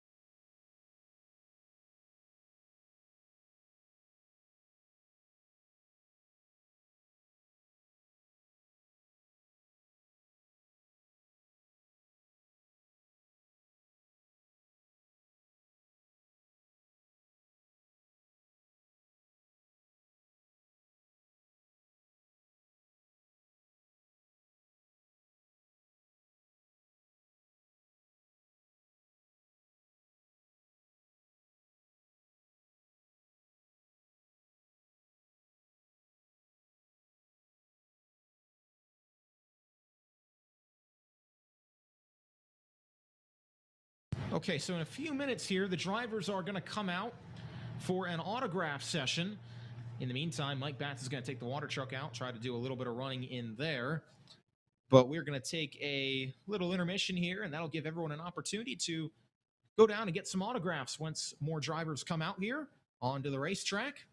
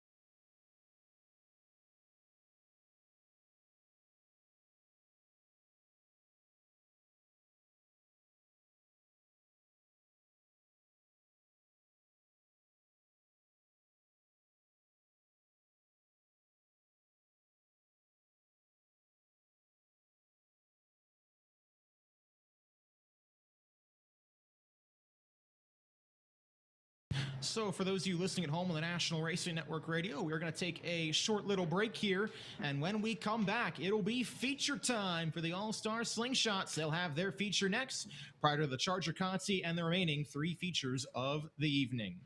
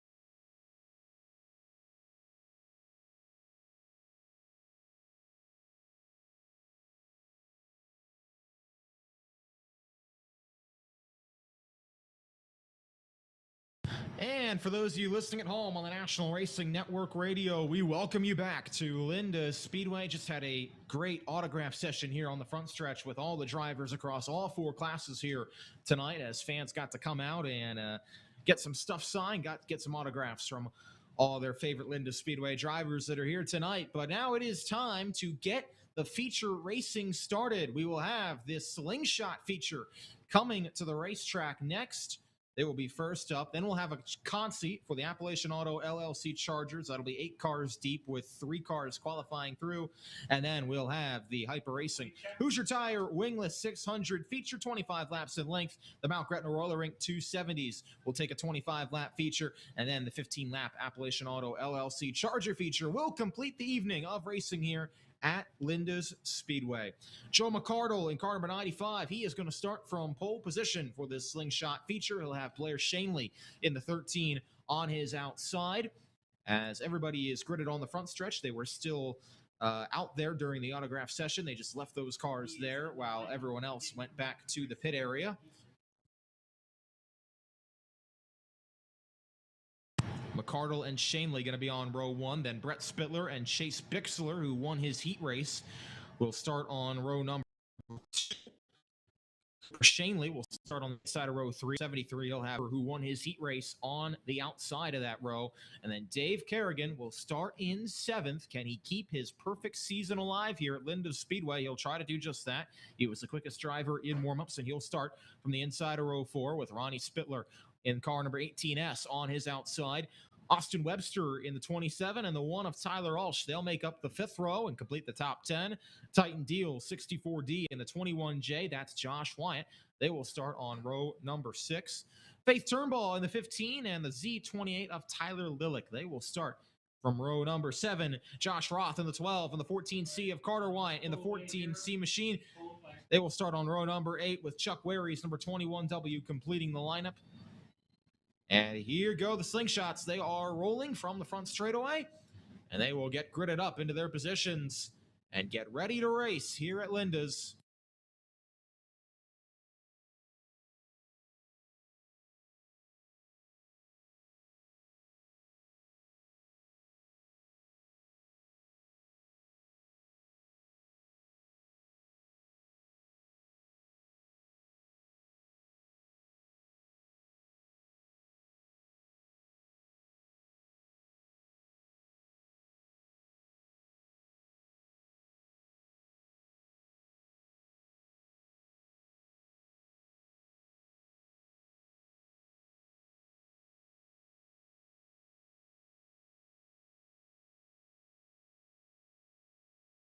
So field is getting lined up and into order here for this feature for the All-Star Slingshots. They will be back next week with the Junior Slingshots joining them in action.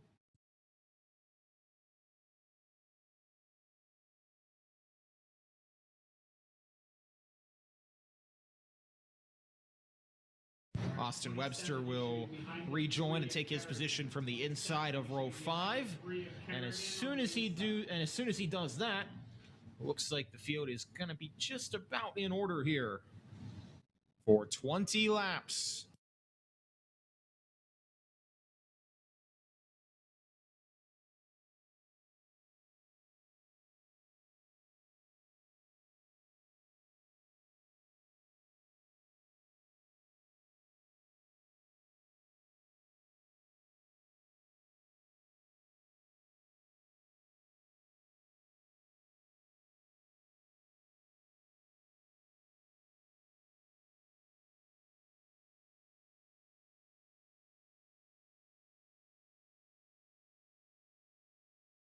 Okay, lights are out. Here we go. 1 to go signal has been given. Can anybody stop Dave Kerrigan? Will tonight be the night? He starts 7th. It's Joe McCardle and Blair Shanley. They start from the front row. They will lead us down for 20 laps.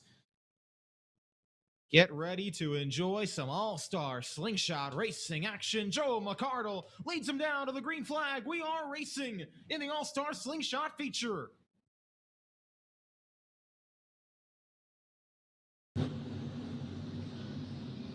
McCardle away to the point. Spittler gets through to second. Shanley is in third, and Brett Bieber from the outside is through to the fourth spot. Side by side, Chase Bixler and Cooper Shanley race for the fifth position in front of Kerrigan and Ronnie Spittler. McCardle leads lap one.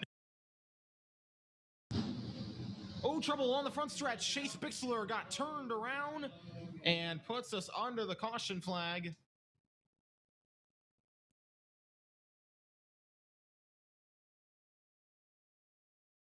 As he was racing down the front stretch.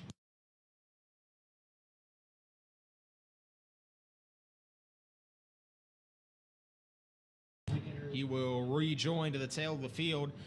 And it looks like a penalty is going to be coming Brett Bieber's way. It sounds like he jumped the initial start, so he will have to go back 2 spots for this restart.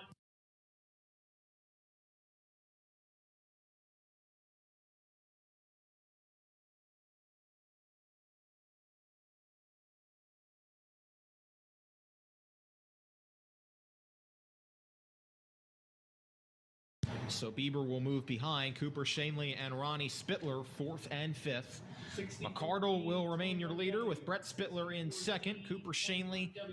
Blair Shanley, beg your pardon, runs in 3rd. Cooper Shanley runs right behind her in 4th. And then Ronnie Spittler completes your top 5 with Bieber, Ulsh, Kerrigan, Webster, and Josh Wyatt, your 10, in that order. At least the top 10, I should say.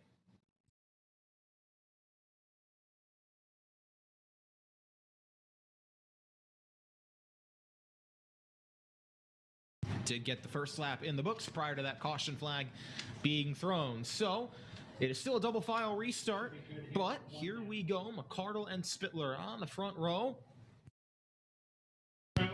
Spittler had a good first lap on that start, was able to get through to the runner-up spot and close on Joe McCardle. Now he'll have a shot from the outside of the front row.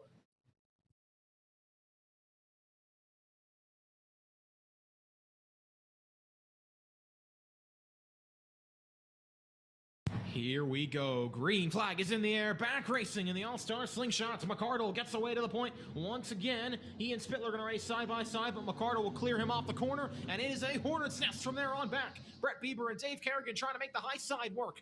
Blair Shanley got in between of those two as they try to work their way through the field, but here comes Bieber on the inside of Cooper Shanley. That's the battle for 3rd. Back to turns 3 and 4. Trouble in turn 4, Titan deal. Tyler Lillick got together, hung up for a second. They keep it straight. In the meantime, McCardle 1, Brett Spittler in 2nd. Then Bieber, Cooper Shanley, and Dave Kerrigan runs in 5th. Back to turns 3 and 4. Ronnie Spittler not going away either. He'll race to the inside of Kerrigan. Kerrigan's going to try to get to the outside of Shanley. Back to turns 1 and 2. Whoa, a little bit of contact. Spittler and Shanley got together. That opened the door for Kerrigan to get through on the outside, and he's up to the 4th spot. Now Spittler and Shanley going to race side by side for 5th. Back to 3 and 4 with Tyler Ulsh waiting in the wings.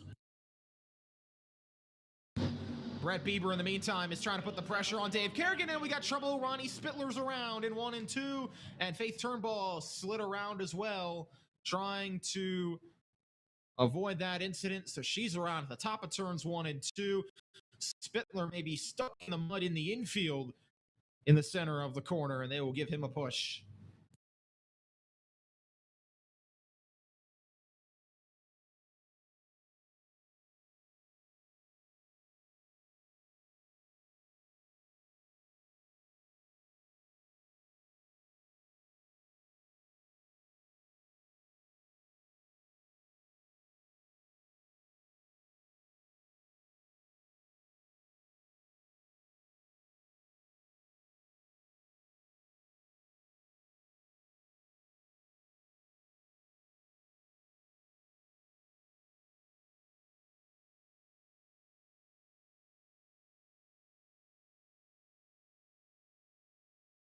Looks like Spittler might have expressed a little bit of displeasure there with Cooper Shanley, and now he will take his spot at the tail of the field.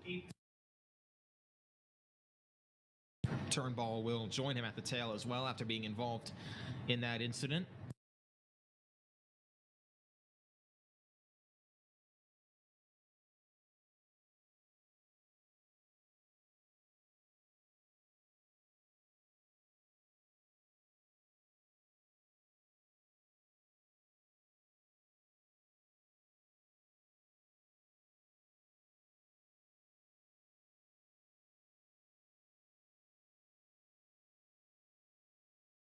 field is doubled up, and here we go. McCardle and Spittler on the front row. As the field gets doubled up, and it's Bieber and Kerrigan up to that second row. Cooper Shanley and Tyler Alsh. He's had a nice drive in these early laps as well, from 10th to 6th. Blair Shanley and Austin Webster race on row number 4, and then Carter Wyatt and Josh Wyatt. They make up the 5th row and round out the top 10 now. For this restart, 1 to go signal given. Field working their way through turns 1 and 2. It's still Joe McCardle out in front. Here we come. Back to the backstretch start line. Green flag is in the air. McCardle gets away. Bieber follows him right into the corner. Now he's going to try to pull high as he got past Brett Spittler. They'll race side by side under the flag stand. Bieber on the high side, McCardle on the bottom, and Brett Bieber is going to fire away to the point at the exit of turn number 2. He's your leader. Kerrigan going to try and follow through as well on the outside. 3 wide through the corner. McCardle and Spittler racing. Kerrigan gets around the outside. Tyler Alsh trying to follow through as well. Alsh is up to 3rd on the high line, and here comes Austin Webster. Car number 27 making a move as well. He'll race around the outside of McCardle, but McCardle shuts the door on him. He and Spittler going to race side by side for 4th, back to 1 and 2, with Cooper Shanley back on the inside. So it's Bieber out in front, then Kerrigan 2nd, Alsh in 3rd, and the side-by-side battle, McCardle and Spittler back to turns 3 and 4 for 4th. Spittler runs McCardle up the racetrack just a little bit. That's going to allow him to get past, also going to allow Austin Webster to get through to the 5th spot, and Shanley's going to make the move as well past car number 95. They'll race side-by-side down the backstretch. McCardle trying to find his way back, and Faith Turnbull is up against the outside wall with an issue. I think she got that car back stuck in the mud at the exit of the corner after getting run a little bit high. And we are under caution with 7 down and 13 to go.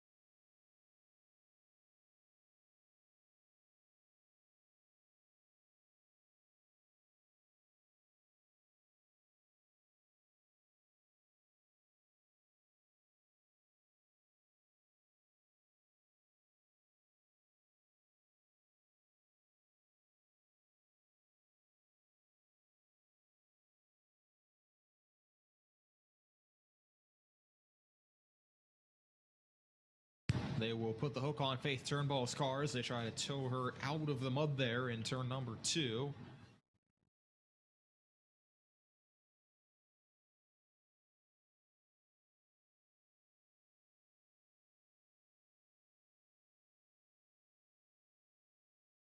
Looks like Turnbull's night will be over. Brett Bieber is going to take the outside for this restart. He's going to push Dave Kerrigan on the bottom. Leader does have lane choice, and Bieber uses it. He is out in front with Kerrigan in 2nd. Tyler Alsh and Brett Spittler line up on row 2. Then Joe McCardle and Austin Webster on row 3. Cooper Shanley on the inside. Blair Shanley on the outside of row number 4. And then Josh Wyatt and Chuck Wary complete your top 10.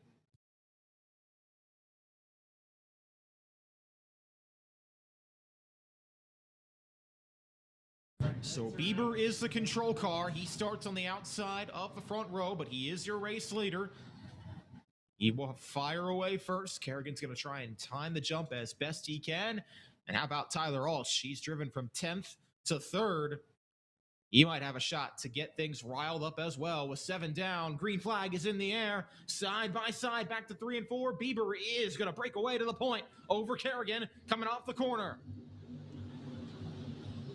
Battle's going to be on side by side. Spittler and Alsh through turns 1 and 2. Looks like Spittler is going to take back that spot on the outside. And Austin Webster is going to try and follow him through as well. But Alsh looks like he's going to slide off in there. He'll have the 4th spot. But here comes Webster back on the bottom. He'll have a peek back to 1 and 2. Don't know if you'll be able to make it happen, though. Walsh will fall in line in fourth. Here comes McCardle around the outside. He's going to try and get that fifth spot back after falling back through the field. McCardle on the outside of Webster. That's the battle. And here comes Ronnie Spittler back to the inside. He's worked his way back from the back of the field. He races 3 wide through turns 1 and 2. They continue 3 wide down the backstretch. Spittler on the inside. Webster in the middle. McCardle on the outside. Somebody's got to give. Nobody did off the corner. And McCardle's up into the outside wall. He bangs off of it, but keeps it straight. And we stay green. He may be locked in another 3 wide battle here down the backstretch as Chuck Wary and Cooper Shanley try to have a look on the inside of him as well, a little bit further back. Looks like now they've gotten it sorted back out, and he'll go back to work on Blair Shanley for the 7th spot. In the meantime, Tyler Walsh is not letting Brett Spittler get away for 3rd. That's the battle at the exit of turn number 2, and Spittler's going to hang on for now off to turn number 3. Brett Bieber is maybe the first driver we've seen all season be able to check out over Dave Kerrigan. He's got 1 1/4 seconds over car number 3 after they both started on the front row on the restart. Remember, it was Kerrigan who ran down Bieber from about 3 or so seconds back earlier this season to pick up a victory. But now it is Bieber who's pulling away. He grew the gap by another 0.2 of a second that lap around. Coming back to see 6 laps to go, and the defending track champion could be on his way to becoming the first driver not named Dave Kerrigan to win a slingshot race at Linda's this season and taking his first win of the year as defending champion. 5 to go. Spittler and Walsh going to continue the battle for 3rd. They're nose to tail, back to 1 and 2, but Ronnie Spittler is going to join that battle here pretty soon as he tries to close in at the exit of the corner.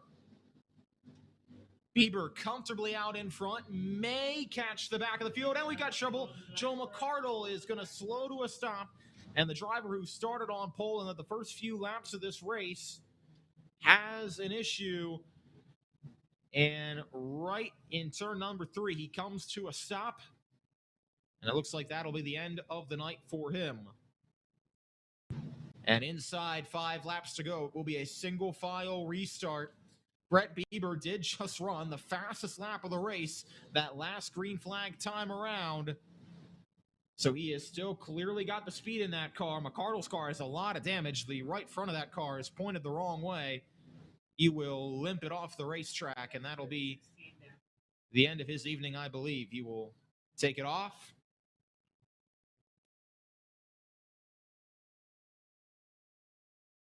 Single file restart. Here we go. Lights are out. 4 laps to go. Race fans, pick your winner.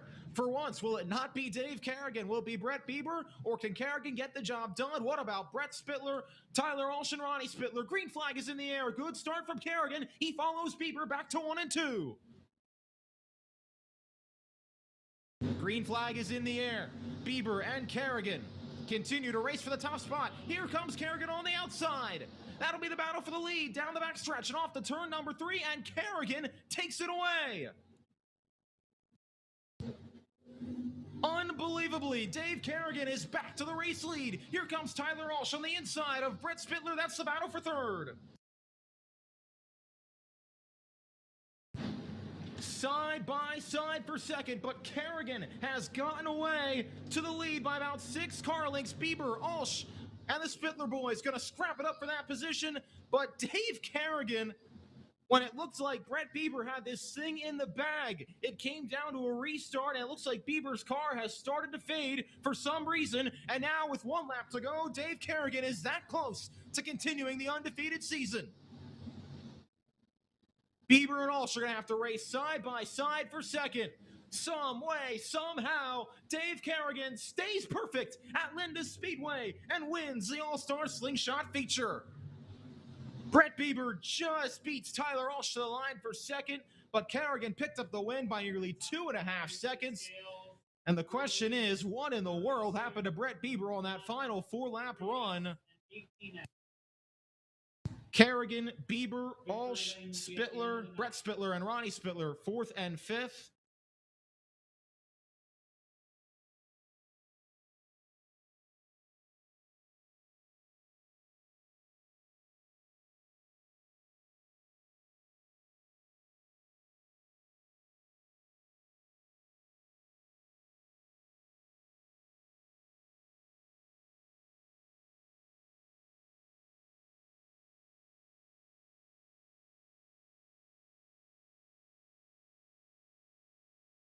Victory lane will be at the end of the evening. Karen is once again your winner. His car is off in turn number 3. So there was clearly some issue with that car on that final run that may have robbed him of a victory. But Dave Kerrigan will take it. He will stay perfect here at Linda's Speedway.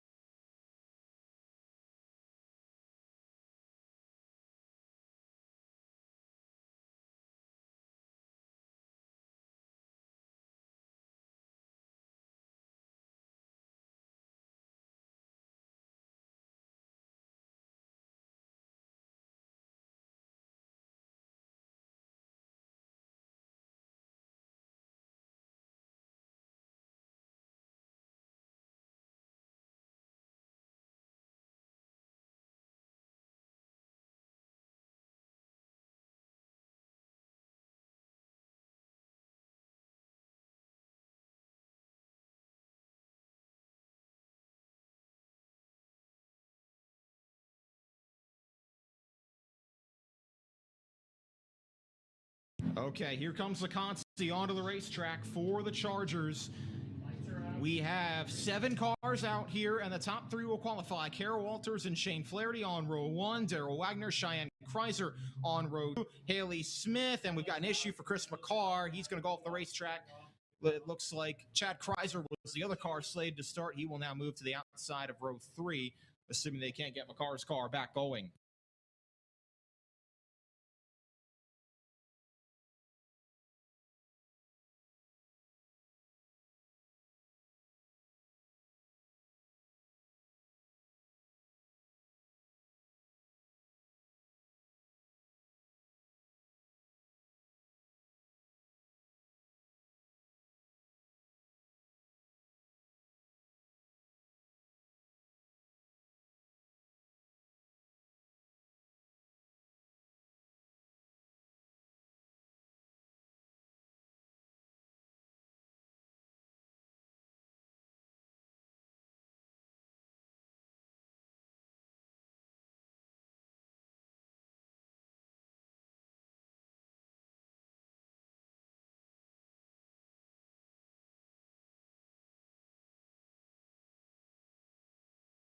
Green flag is in the air for the Consti. Walters and Flaherty going to race side by side off the corner.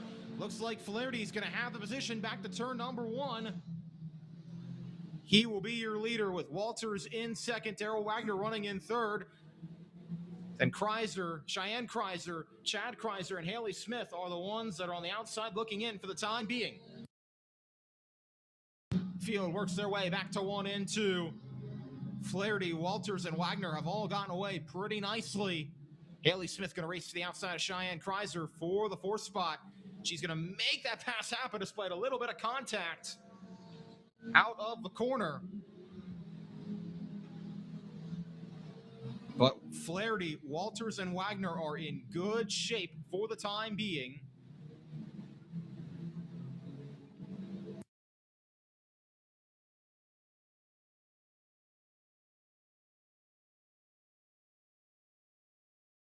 Walters is hanging on to that 2nd spot right in between Flaherty and Wagner.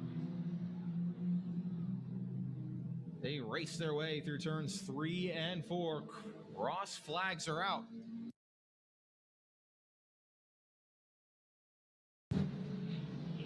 Haley Smith is about a straightaway behind Shane Flaherty, Kara Walters, and Darrell Wagner. Gonna need a lot to catch here. Coming 3 laps to go.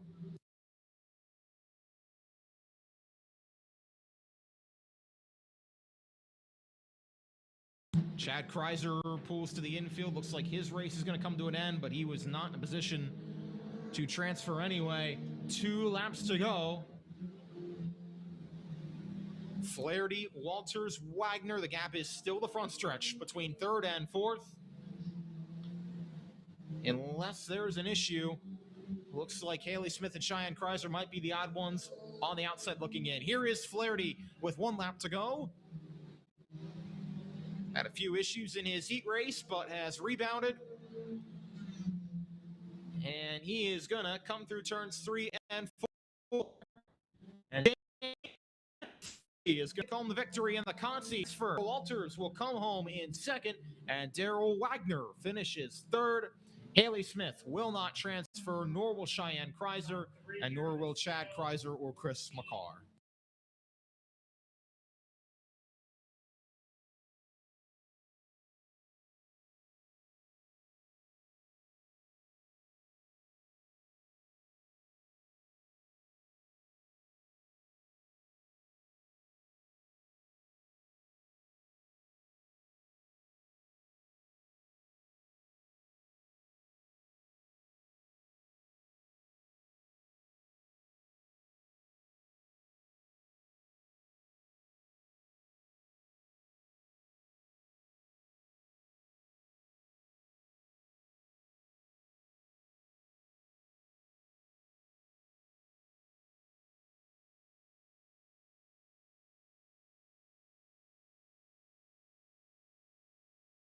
Going to call a couple of 50-50 winning tickets here for prizes courtesy of Balliet Motorsports. Come right in front of the tower here to pick them up.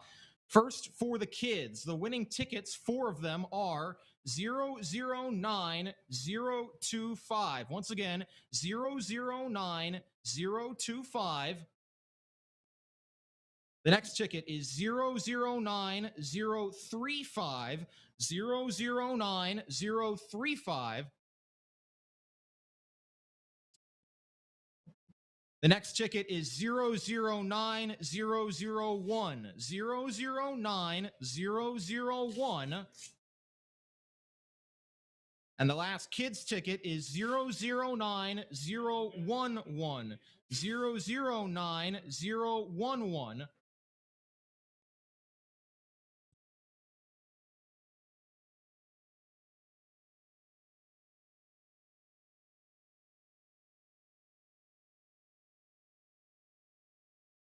There are 2 more winning tickets, one for a giveaway and one for a car wash. The one for the giveaway is 009032, 009032, and the one for the car wash is 009022, 009022. Those are the winning tickets. Come right in front of the tower here if those are your tickets to claim the prizes out by where they're stationed.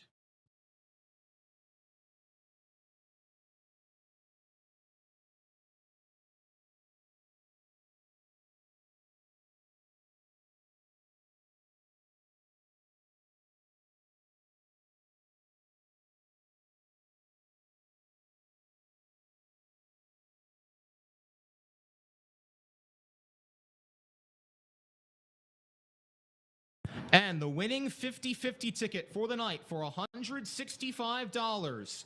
The winning 50-50 ticket is 694506. 694506 for $165. If that is your ticket, please come up here to the tower to claim your $165 cash prize.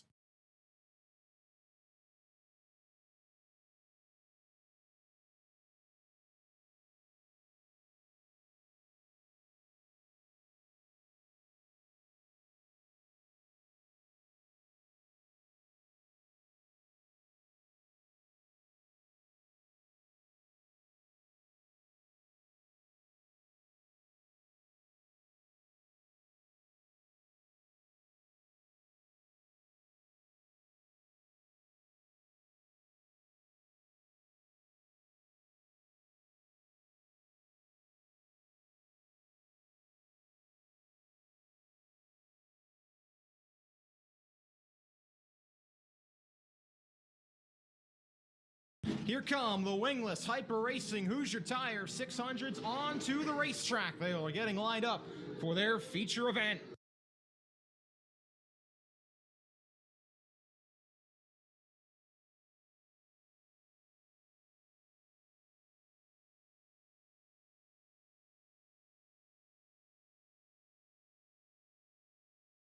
On the front row for this Hyper Racing Hoosier Tire Wingless 600 feature will be heat race winner and winner from earlier this season, Joey Amanti. He'll start alongside the defending 600 champion, Brandon Heist, on the front row. Garrett Smith and Jeremy Harshman, who won his heat race, will start on row 2 with Jeff Seacrest and quick timer and warm-ups Brian Kramer starting on row 3. Kenny Beinhauer won his heat. He'll start 7th alongside Sean Dove in the 3. Logan Rumsey, multiple-time winner this season, and Mason Beinhauer will complete the top 10. Matt Warner and Tyler Henry will start on row number 6. Trevor Dunn, Dustin Degler, row 7. Eli Adams, Logan Road will start on row 8. Hunter McFadden and Ryan Kunkel on row 9. Ben Ernst and Randy Kunkel Jr. start on row 10.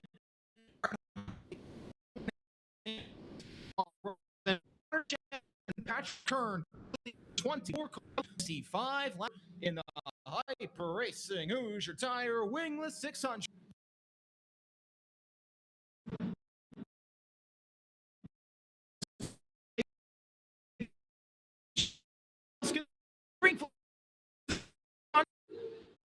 And he's away to the 1 and 2 over raced. But here comes outside. They'll race side by side. Oh, trouble in turn number 2. One car around, and a couple other cars pile in.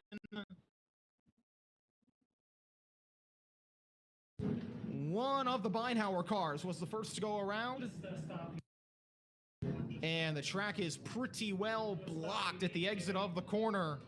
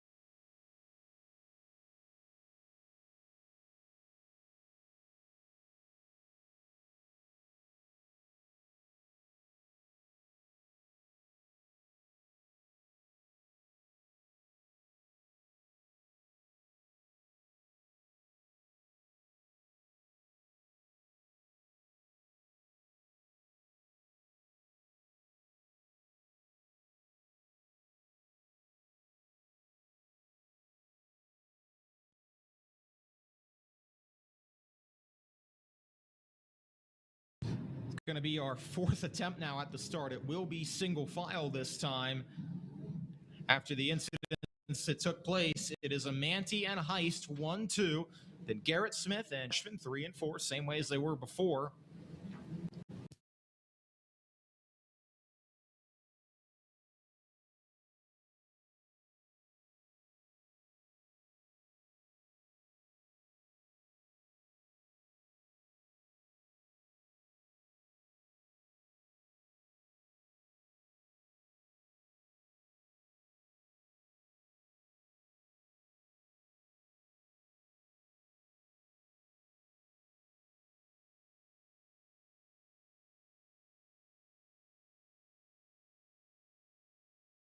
Amanti leads him down. Green flag is in the air. A little bit of stack up there down the backstretch, and here we go. Back to turns 3 and 4. That is going to be a mess on the backstretch. That chain reaction got all the way back through the field and put us back under caution.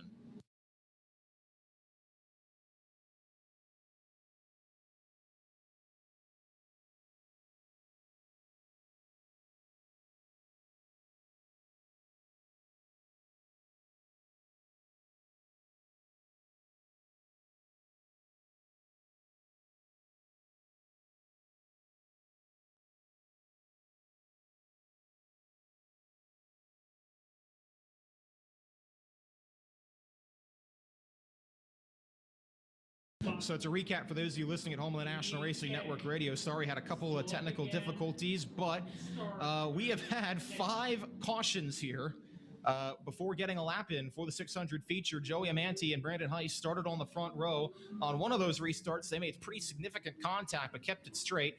But it started with a 6 or 7 car pileup in turns 1 and 2 on the initial start.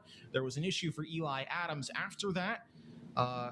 And then we've seen a couple more issues since then, the latest of which on a single file restart attempt when there was a stack up on the restart, a chain reaction that went all the way back through the field and sent a couple cars spinning. Joey Amanti has been warned for not keeping a consistent pace.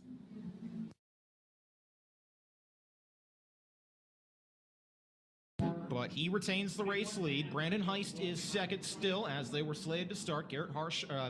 Garrett Smith and Jeremy Harshman are third and fourth, with Jeff Sechrist running fifth, Brian Kramer, Sean Dove, Logan Rumsey, Mason Beinhauer, and Matt Warner top 10 still have yet to get a green flag lap in the books.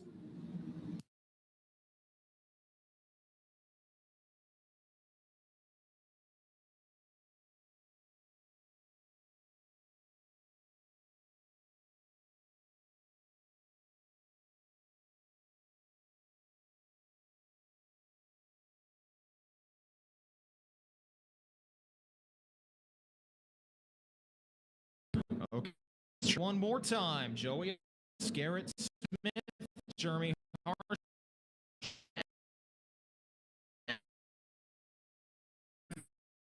Big pay everybody from stacking up here. Green Heights will be nose to tail. The flag stand back to 1 and 2. Here comes Logan Rumsey on the inside. Further back, Sean out of beyond lead. 3 and flag stand. We do get up in the books, and it's 3 cars battling for the lead. Amanti, Heist, and Smith all nose to tail. Here comes Garrett Smith on the inside. He'll try to make something happen. Coming through turns 3 and 4. Can't do it, though. He'll fall back in line behind Heist. Trouble for Tim Horney in turn 2. He comes to a stop, and that's going to put us under the caution flag. I think he slid and came to a stop there right at the exit of the corner, and that puts us back under caution with 2 laps in the books.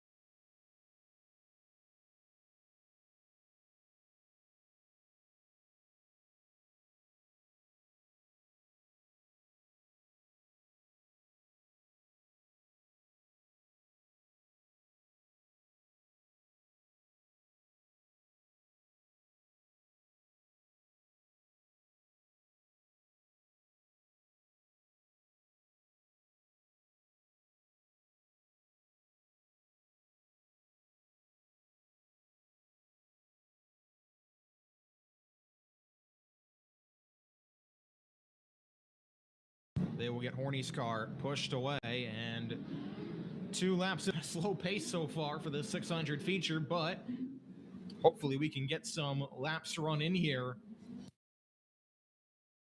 because it's been those first 2 laps were entertaining as Amanti, Heist, and Smith all tried to scrap it up for the race lead. They will be your front 3 starts. In the books, 23 to go. Joey Mann season here at Linda Speedway. And he there, Brandon Hunt, and we'll start corner back to 1.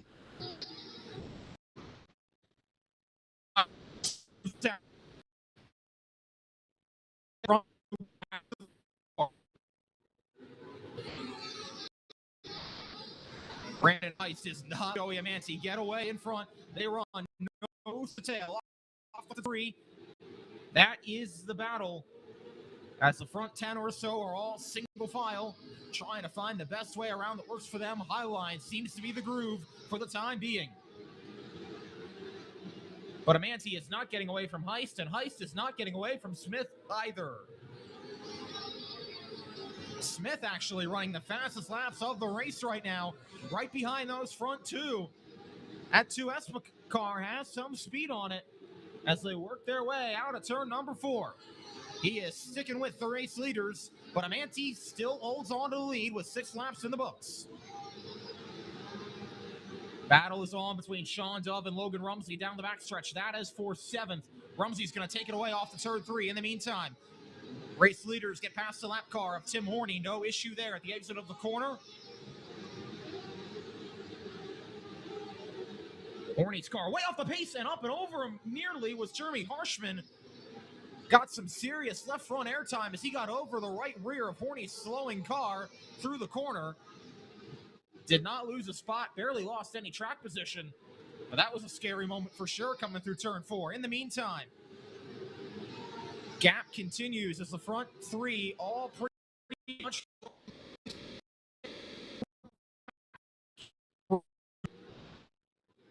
Heist and run 1, 2, and 3. Here comes Smith now. He'll try to run to the inside of Heist as Heist got a little bit up top. May have jumped it just a tad coming through 1 and 2, but he's going to hang on to the spot for the time being. The top is the way to be, but here come the leaders. They will hit lap traffic in just a couple of corners. Amanti leads. Now here comes Heist on the bottom. He'll try to make something happen for the race lead. They'll race side by side under the flag stand. Heist on the inside. Amanti on the outside. Side by side off the corner and down the backstretch off the turn 3. Amanti hangs on for the time being. Cross flags. Now here they come. Heist back on the inside. He'll try to slide it off in there, but Amanti hangs tough on the high side. He'll hold on, but these lap cars are not going away. Whoa, contact between Heist and Amanti. They got together through turn 4, and Heist keeps it straight. He will have the lead. Smith moves through to 2nd. Amanti falls back in line in 3rd, and may have an issue at the exit of turn number 2. Amanti's car is slowing. He's going to come to a stop out of turn number 2. There was contact between the 2 race leaders coming through turn 4. Heist's right rear got up over Amanti's car, and it may have broken something on that 88 machine as he is going to climb out. With 11 laps to go, he is going to hop out of that thing at the exit of turn number 2, and Amanti, who had led the first half of the race, there was contact, and looks like clearly something broke.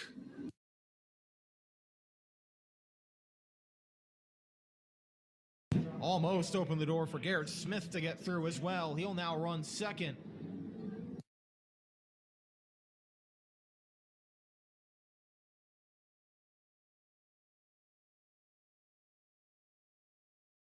Hard racing between the front 2. We saw on one of those initial starts, they got together, touched wheels, and made some contact, fell back. Got bailed out then by a caution that came on the same lap, but that time Amanti is not as fortunate, and it looks like his evening is going to come to an end, one that it looked like he could have had an opportunity to take home the victory.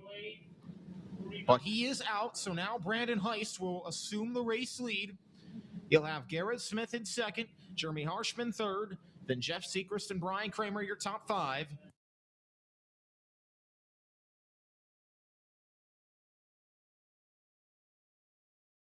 Have 11 laps yet to run here.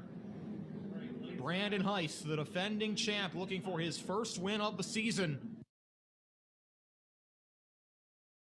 In fact, the front 5 drivers have all not yet won this year at Linda Speedway. Could that change tonight for one of them? Sure looks like it. Brandon Heist steps on the gas, the exit of turn number 2. He pulls away by about 2 or 3 car lengths off the 3 and 4 over Garrett Smith, who runs in second. Logan Rumsey around the top side is able to get past Brian Kramer. Good move out of turn number 4. He moves to the top 5. He'll go to work on Sechrist for 4th. Smith is not letting Heist get away, though, out in front. The battle back to turns 1 and 2, separated by about a car length and a half off the corner. Smith continues to hound Heist. He is right on his bumper as they come to 1 and 2. 9 laps to go. Logan Rumsey on the inside had to get way on the binders to stay off of Jeff Sechrist. Keeps it straight, battles on further back between Ryan Kunkel and Brian Kramer for 6. Here comes Garrett Smith on the inside, out of turn number 4. That's the battle back to 1 and 2. Heist holds for the time being and clears. But Garrett Smith is not done yet. Following right in his tire tracks, out of turn number 4. Brandon Heist is your leader. Garrett Smith runs in second. They have gapped third place Jeremy Harshman by a good margin. So for right now, the battle for the win is going to come down to those 2, and with 6 to go, will they get to lap traffic? That's going to be a big question. They've got about a straightaway to go to catch them. Brandon Heist continuing to mix offense with defense as he tries to hang on in front of Garrett Smith with 5 to go. But Smith is not letting the defending champ get away. Back to 3 and 4. Now Heist on the bottom. Smith a little higher. Tries to get a good run off and closes the gap. 1 and 2. Down to about a car length off. Gonna have to work past the lap car. Tim Horney as they come back to see 3 laps to go. Heist got a little bit out of the line. That's going to open the door for Smith to try and get through on the bottom. Peek to the inside. Couldn't do it. Horney gets out of the way. Heist and Smith both get through, and they continue to run nose to tail under the flag stand. Here comes Smith to the inside with 2 to go. Heist continues to run that high line. He clears Smith back off the exit of turn number 2. They'll come back to see the white flag this time by 1 lap to go. Nose to tail are the leaders back to 1 and 2.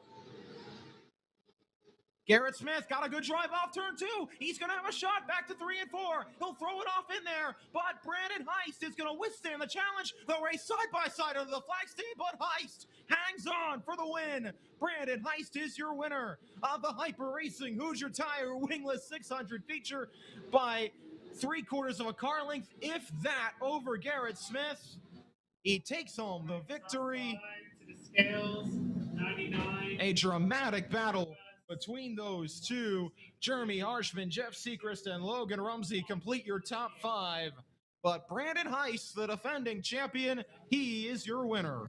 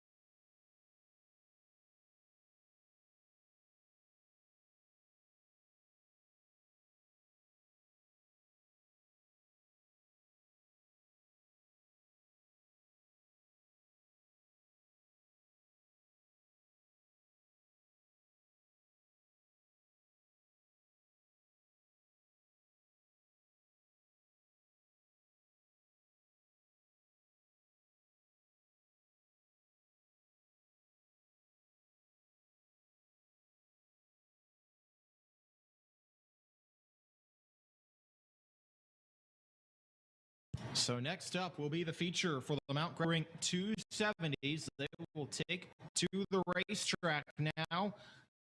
They will get pushed off after being staged on the racetrack. 16 of them. Deep is the field. Mike Kreiser will start on the front row.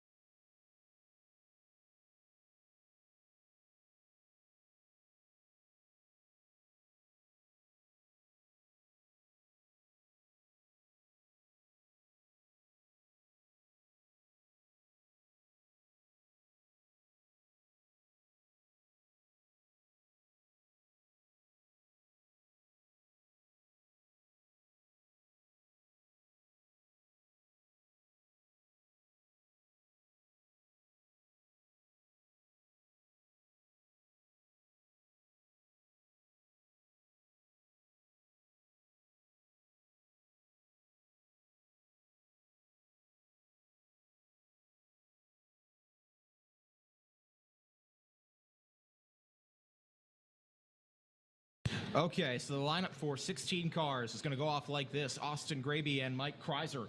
They will start from row number 1. Mike Boyer and Courtney Cup will start on row 2. Then Pete Skias, Matt Fernsler on row 3. Dan Boyer, Ben Stoles on row 4. Brandon Heist and Austin Miskowski will be on row 5. Christy Swigert, Jacob Dunn on row 6. Ernie Newmaster and Chase Walker will be on row 7. Elijah Reed and Andrea Matter Martin. They will start on row number 8. 16 cars, 25 laps. Here we go. Austin Graby and Mike Kreiser will lead us down to the green flag. Field works their way into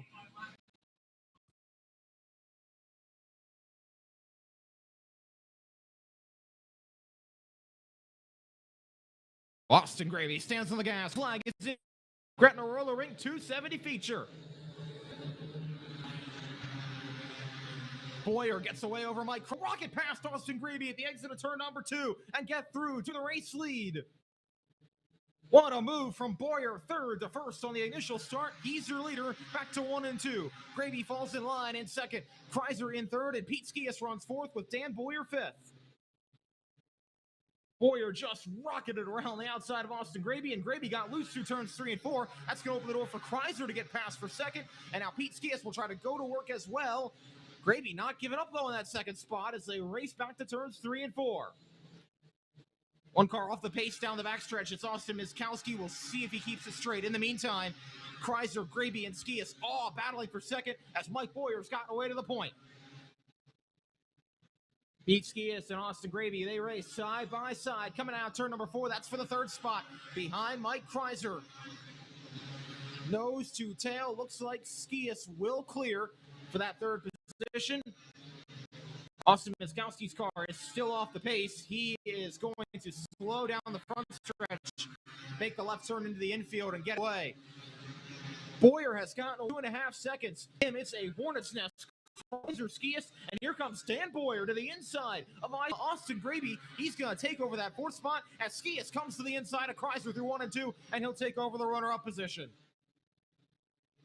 So Skias runs second, then Kreiser third, Dan Boyer fourth, and now Brandon Heist to the inside of Austin Gravy makes the move for fifth place happen. They continue to run now, nose to tail off the exit of turn 2.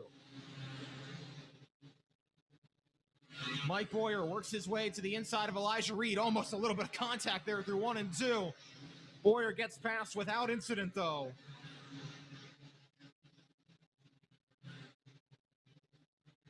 Stay green, back to turns 1 and 2. Clean and green through the first 9 laps. It is still a gaggle. Pete Skias has got away for second. Now here comes Brandon Heist. Just won that 600 feature. And he hops into his 55 machine and takes over the fourth position from Dan Boyer. He'll now go to work on Mike Kreiser for third. They'll race side by side, back to 1 and 2. And Heist is going to take it away on the bottom. He has a lot of work to do to catch Pete Skias, and Skias has even more to do to catch Mike Boyer. The gap is 2.8 seconds as Boyer works his way through lap traffic.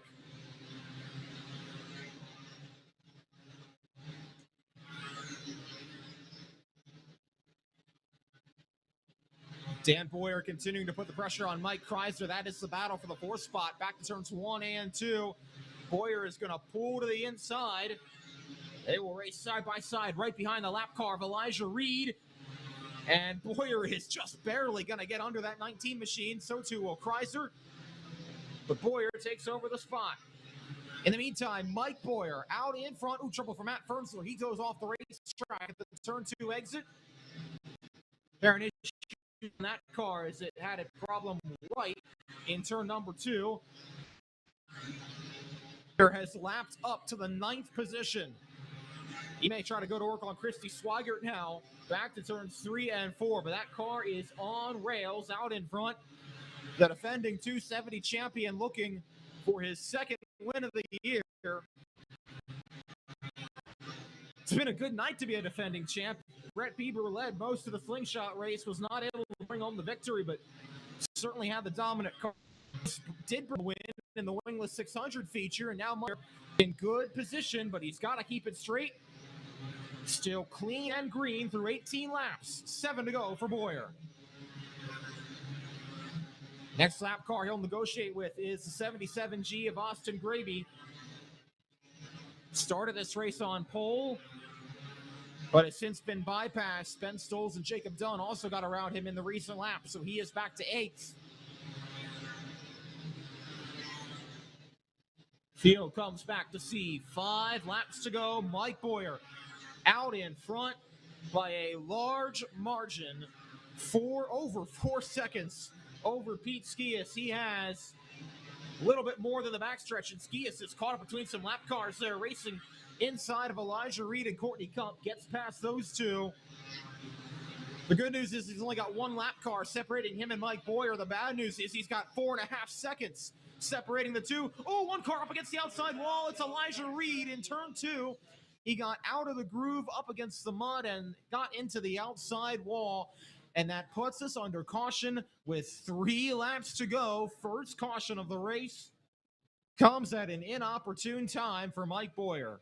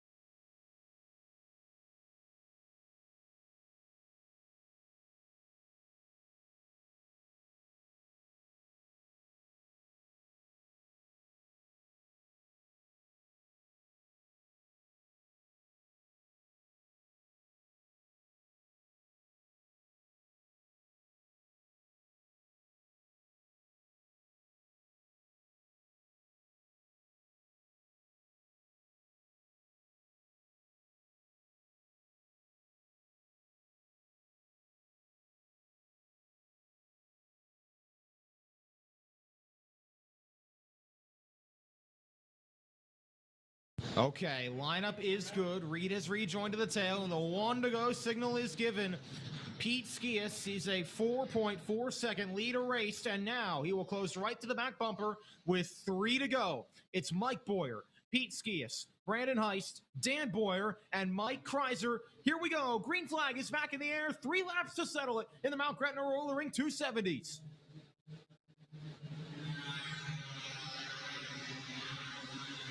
Boyer gets away by about 4 car lengths off the exit of turn number 2. He has opened the gap up.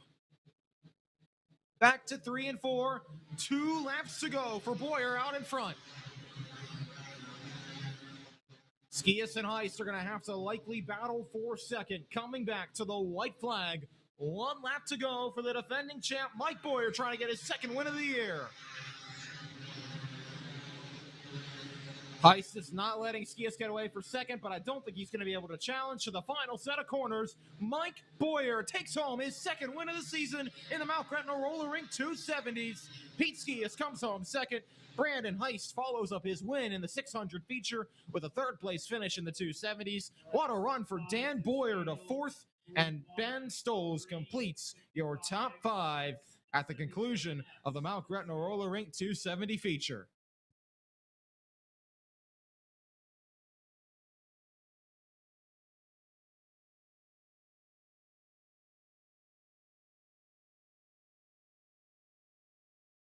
We will be doing Victory Lane after all of the features here.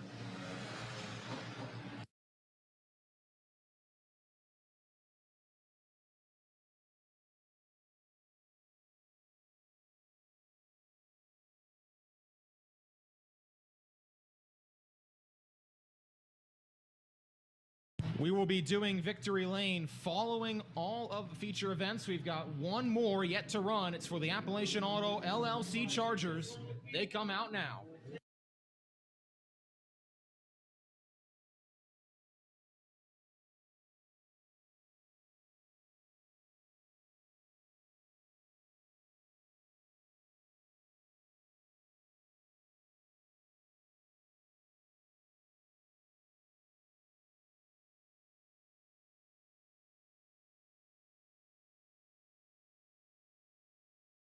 So for those of you listening at home on the National Racing Network, we can retire Race Monitor for the evening. Once again, these cars are hand scored. So here we go. It'll be 18 cars for 15 laps. Josh Michael and Justin Regal, they will start on row number 1. Troy Hostetter and David Fiddler, who won his heat race, will start on the 2nd row. Dale Kreiser, Sam Yeagley also won a heat. Those will start on row number 3. Chucky Kimmel and Ed Hollenbach, they'll start on row 4. Francis Gross won his heat. He'll start from the inside of row 5 alongside the 95. That is Sean Yeagley, and that's your top 10. Rest of the lineup goes off like this. Chris Smith in the 69 senior machine and the 7K of Rob Kreiser. They will start in row number 6.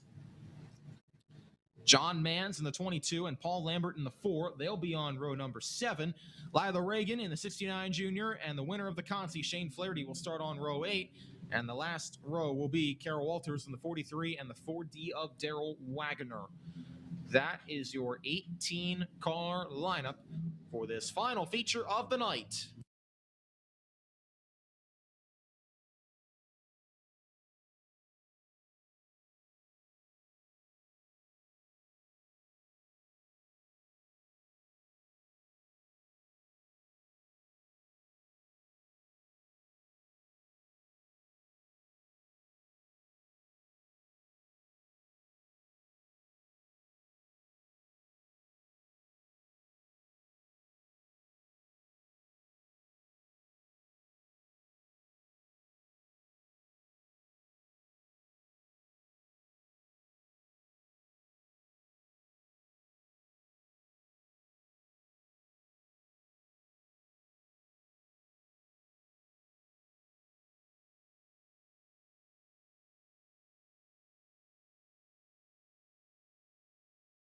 Field is going to run in the top here just a little bit for the Chargers.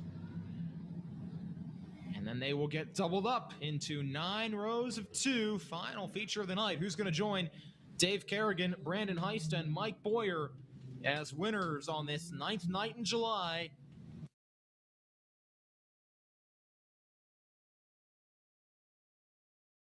Want to remind everybody, next week at Linda's Speedway will be the 270s back in action.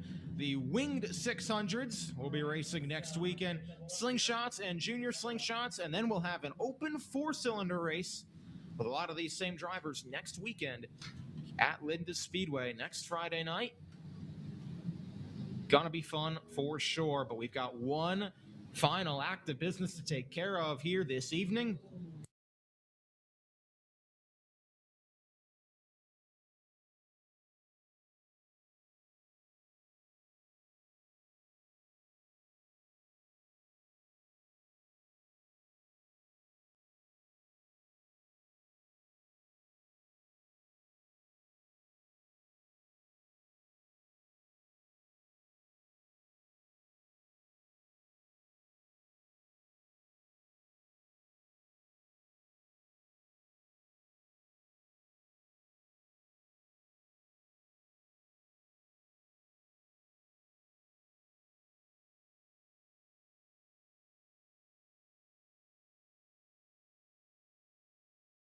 Lineup is good, and here we go. One to go signal has been given for the final time this evening from head starter Mike Fry, at least final time before an initial start of a feature. And here we go. Josh Michael, Justin Regal start on row number 1. Here we go. Hostetter and Fiddler in row 2 will be the first to challenge as the green flag is in the air, and we are racing in the Appalachian Auto LLC Charger feature. And around goes Francis Gross in turns 3 and 4. He got knocked into one of those infield tires, and caution flag comes out.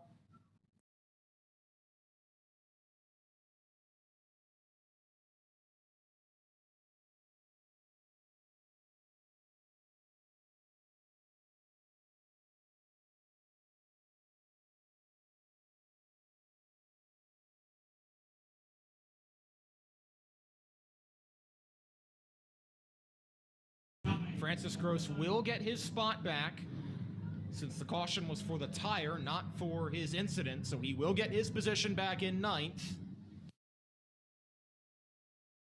After he was sent sideways there through turns 3 and 4, he will reclaim from the inside of row 5 and try to go back to work. In the meantime, Josh Michael and Justin Regal once again back on the front row. We'll try it again here.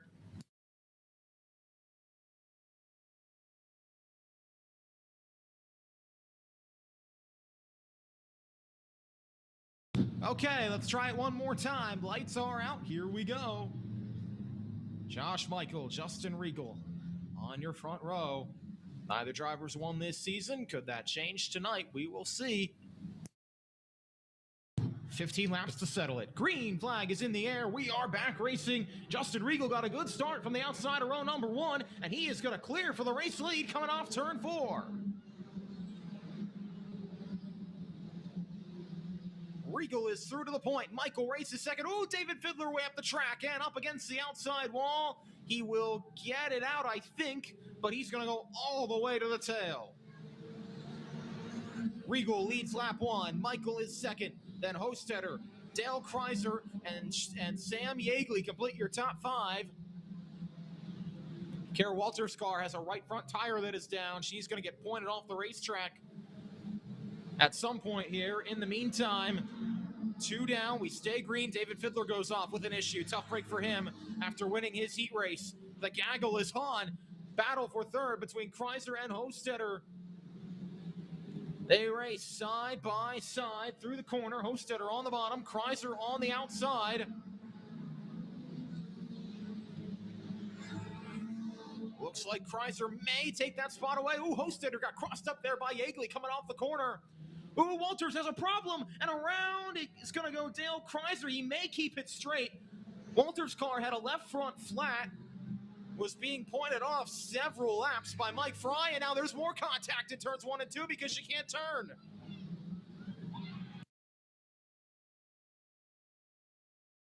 Somehow, some way, we stay green.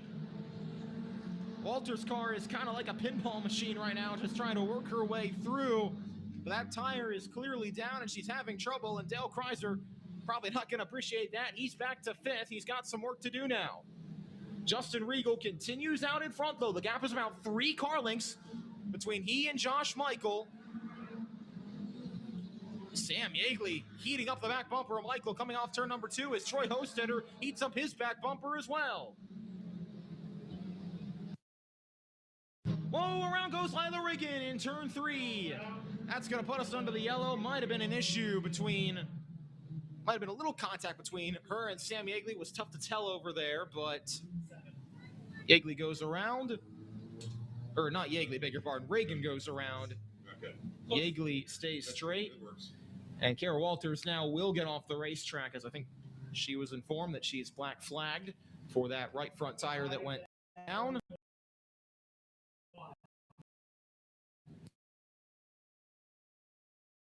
That was a frantic couple laps, though, as and Michael for the 3rd spot.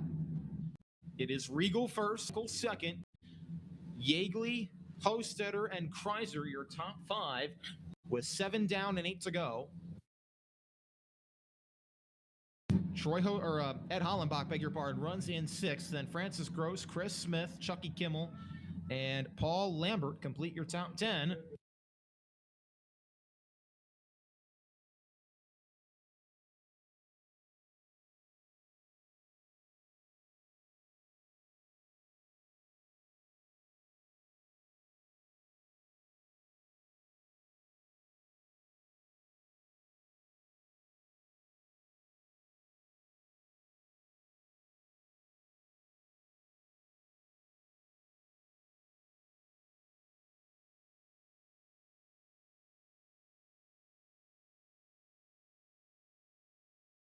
Field will get the 1 to go signal this time by from head starter Mike Fry. Justin Regal, looking for his first win of the season,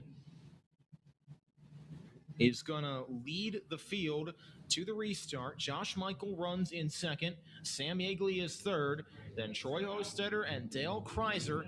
That is your top 5 with 8 laps to go.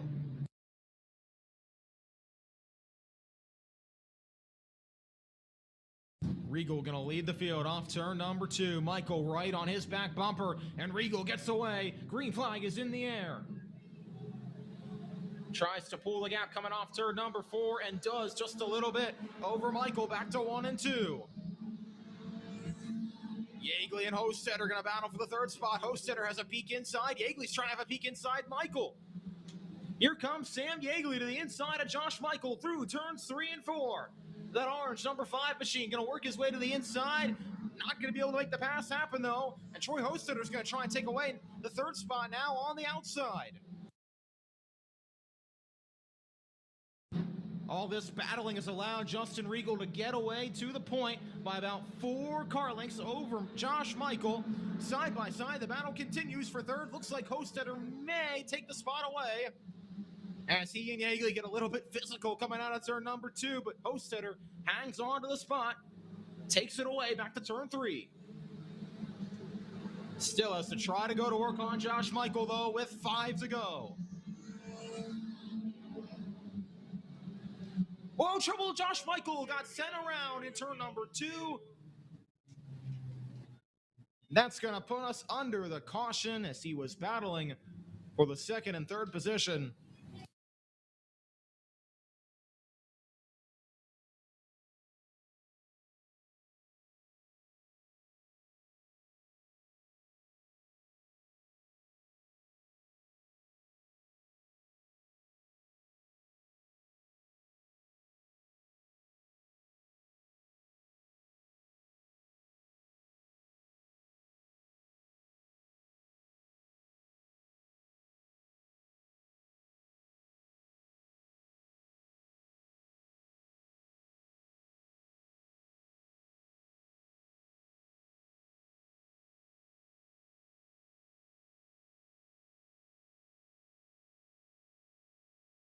So that is going to end a good run for Josh Michael.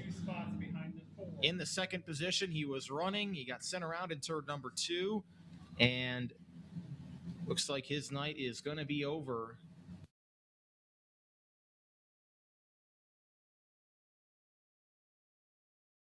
As he drove it off the racetrack. 1 to go signal has been given. 5 laps to go. Justin Regal and now Troy Hostetter runs second. Sam Yeagley is third. Then Dale Kreiser and Ed Hollenbach your top 5. They will likely be the ones to settle it here with 5 laps remaining. Can Justin Regal hang on? Green flag back in the air. Regal leads them back to 3 and 4.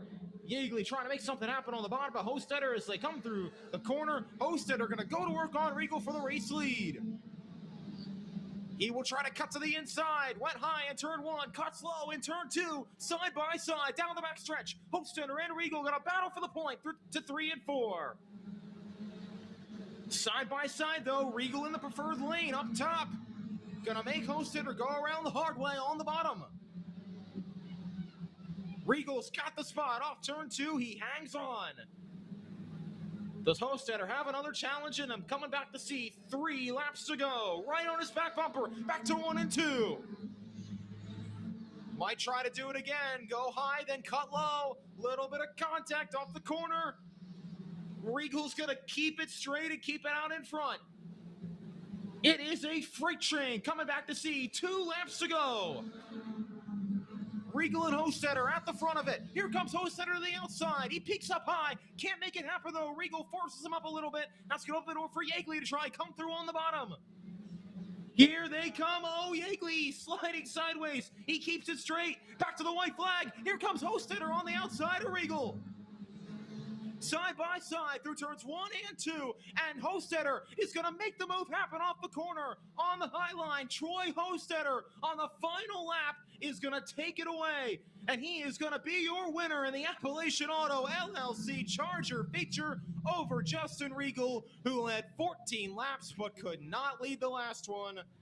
Troy Hostetter peeked to the outside in turns 1 and 2 and finally made it stick on the outside. A last lap pass for Troy Hostetter. He's your winner.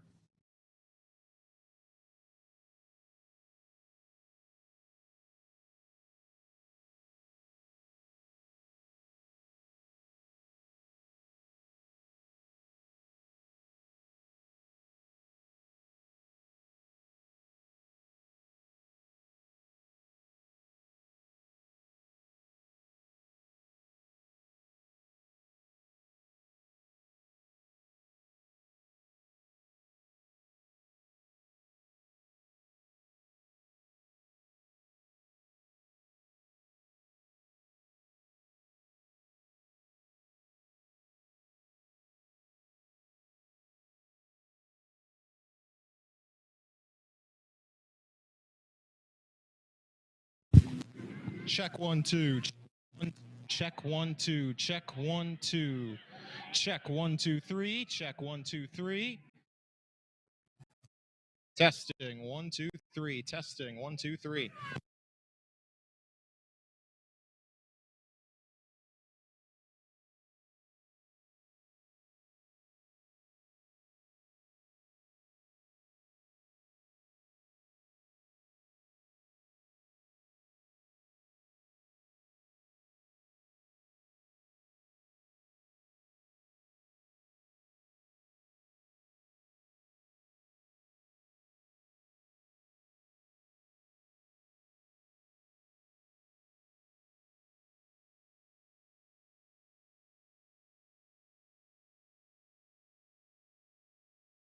Congratulations, not.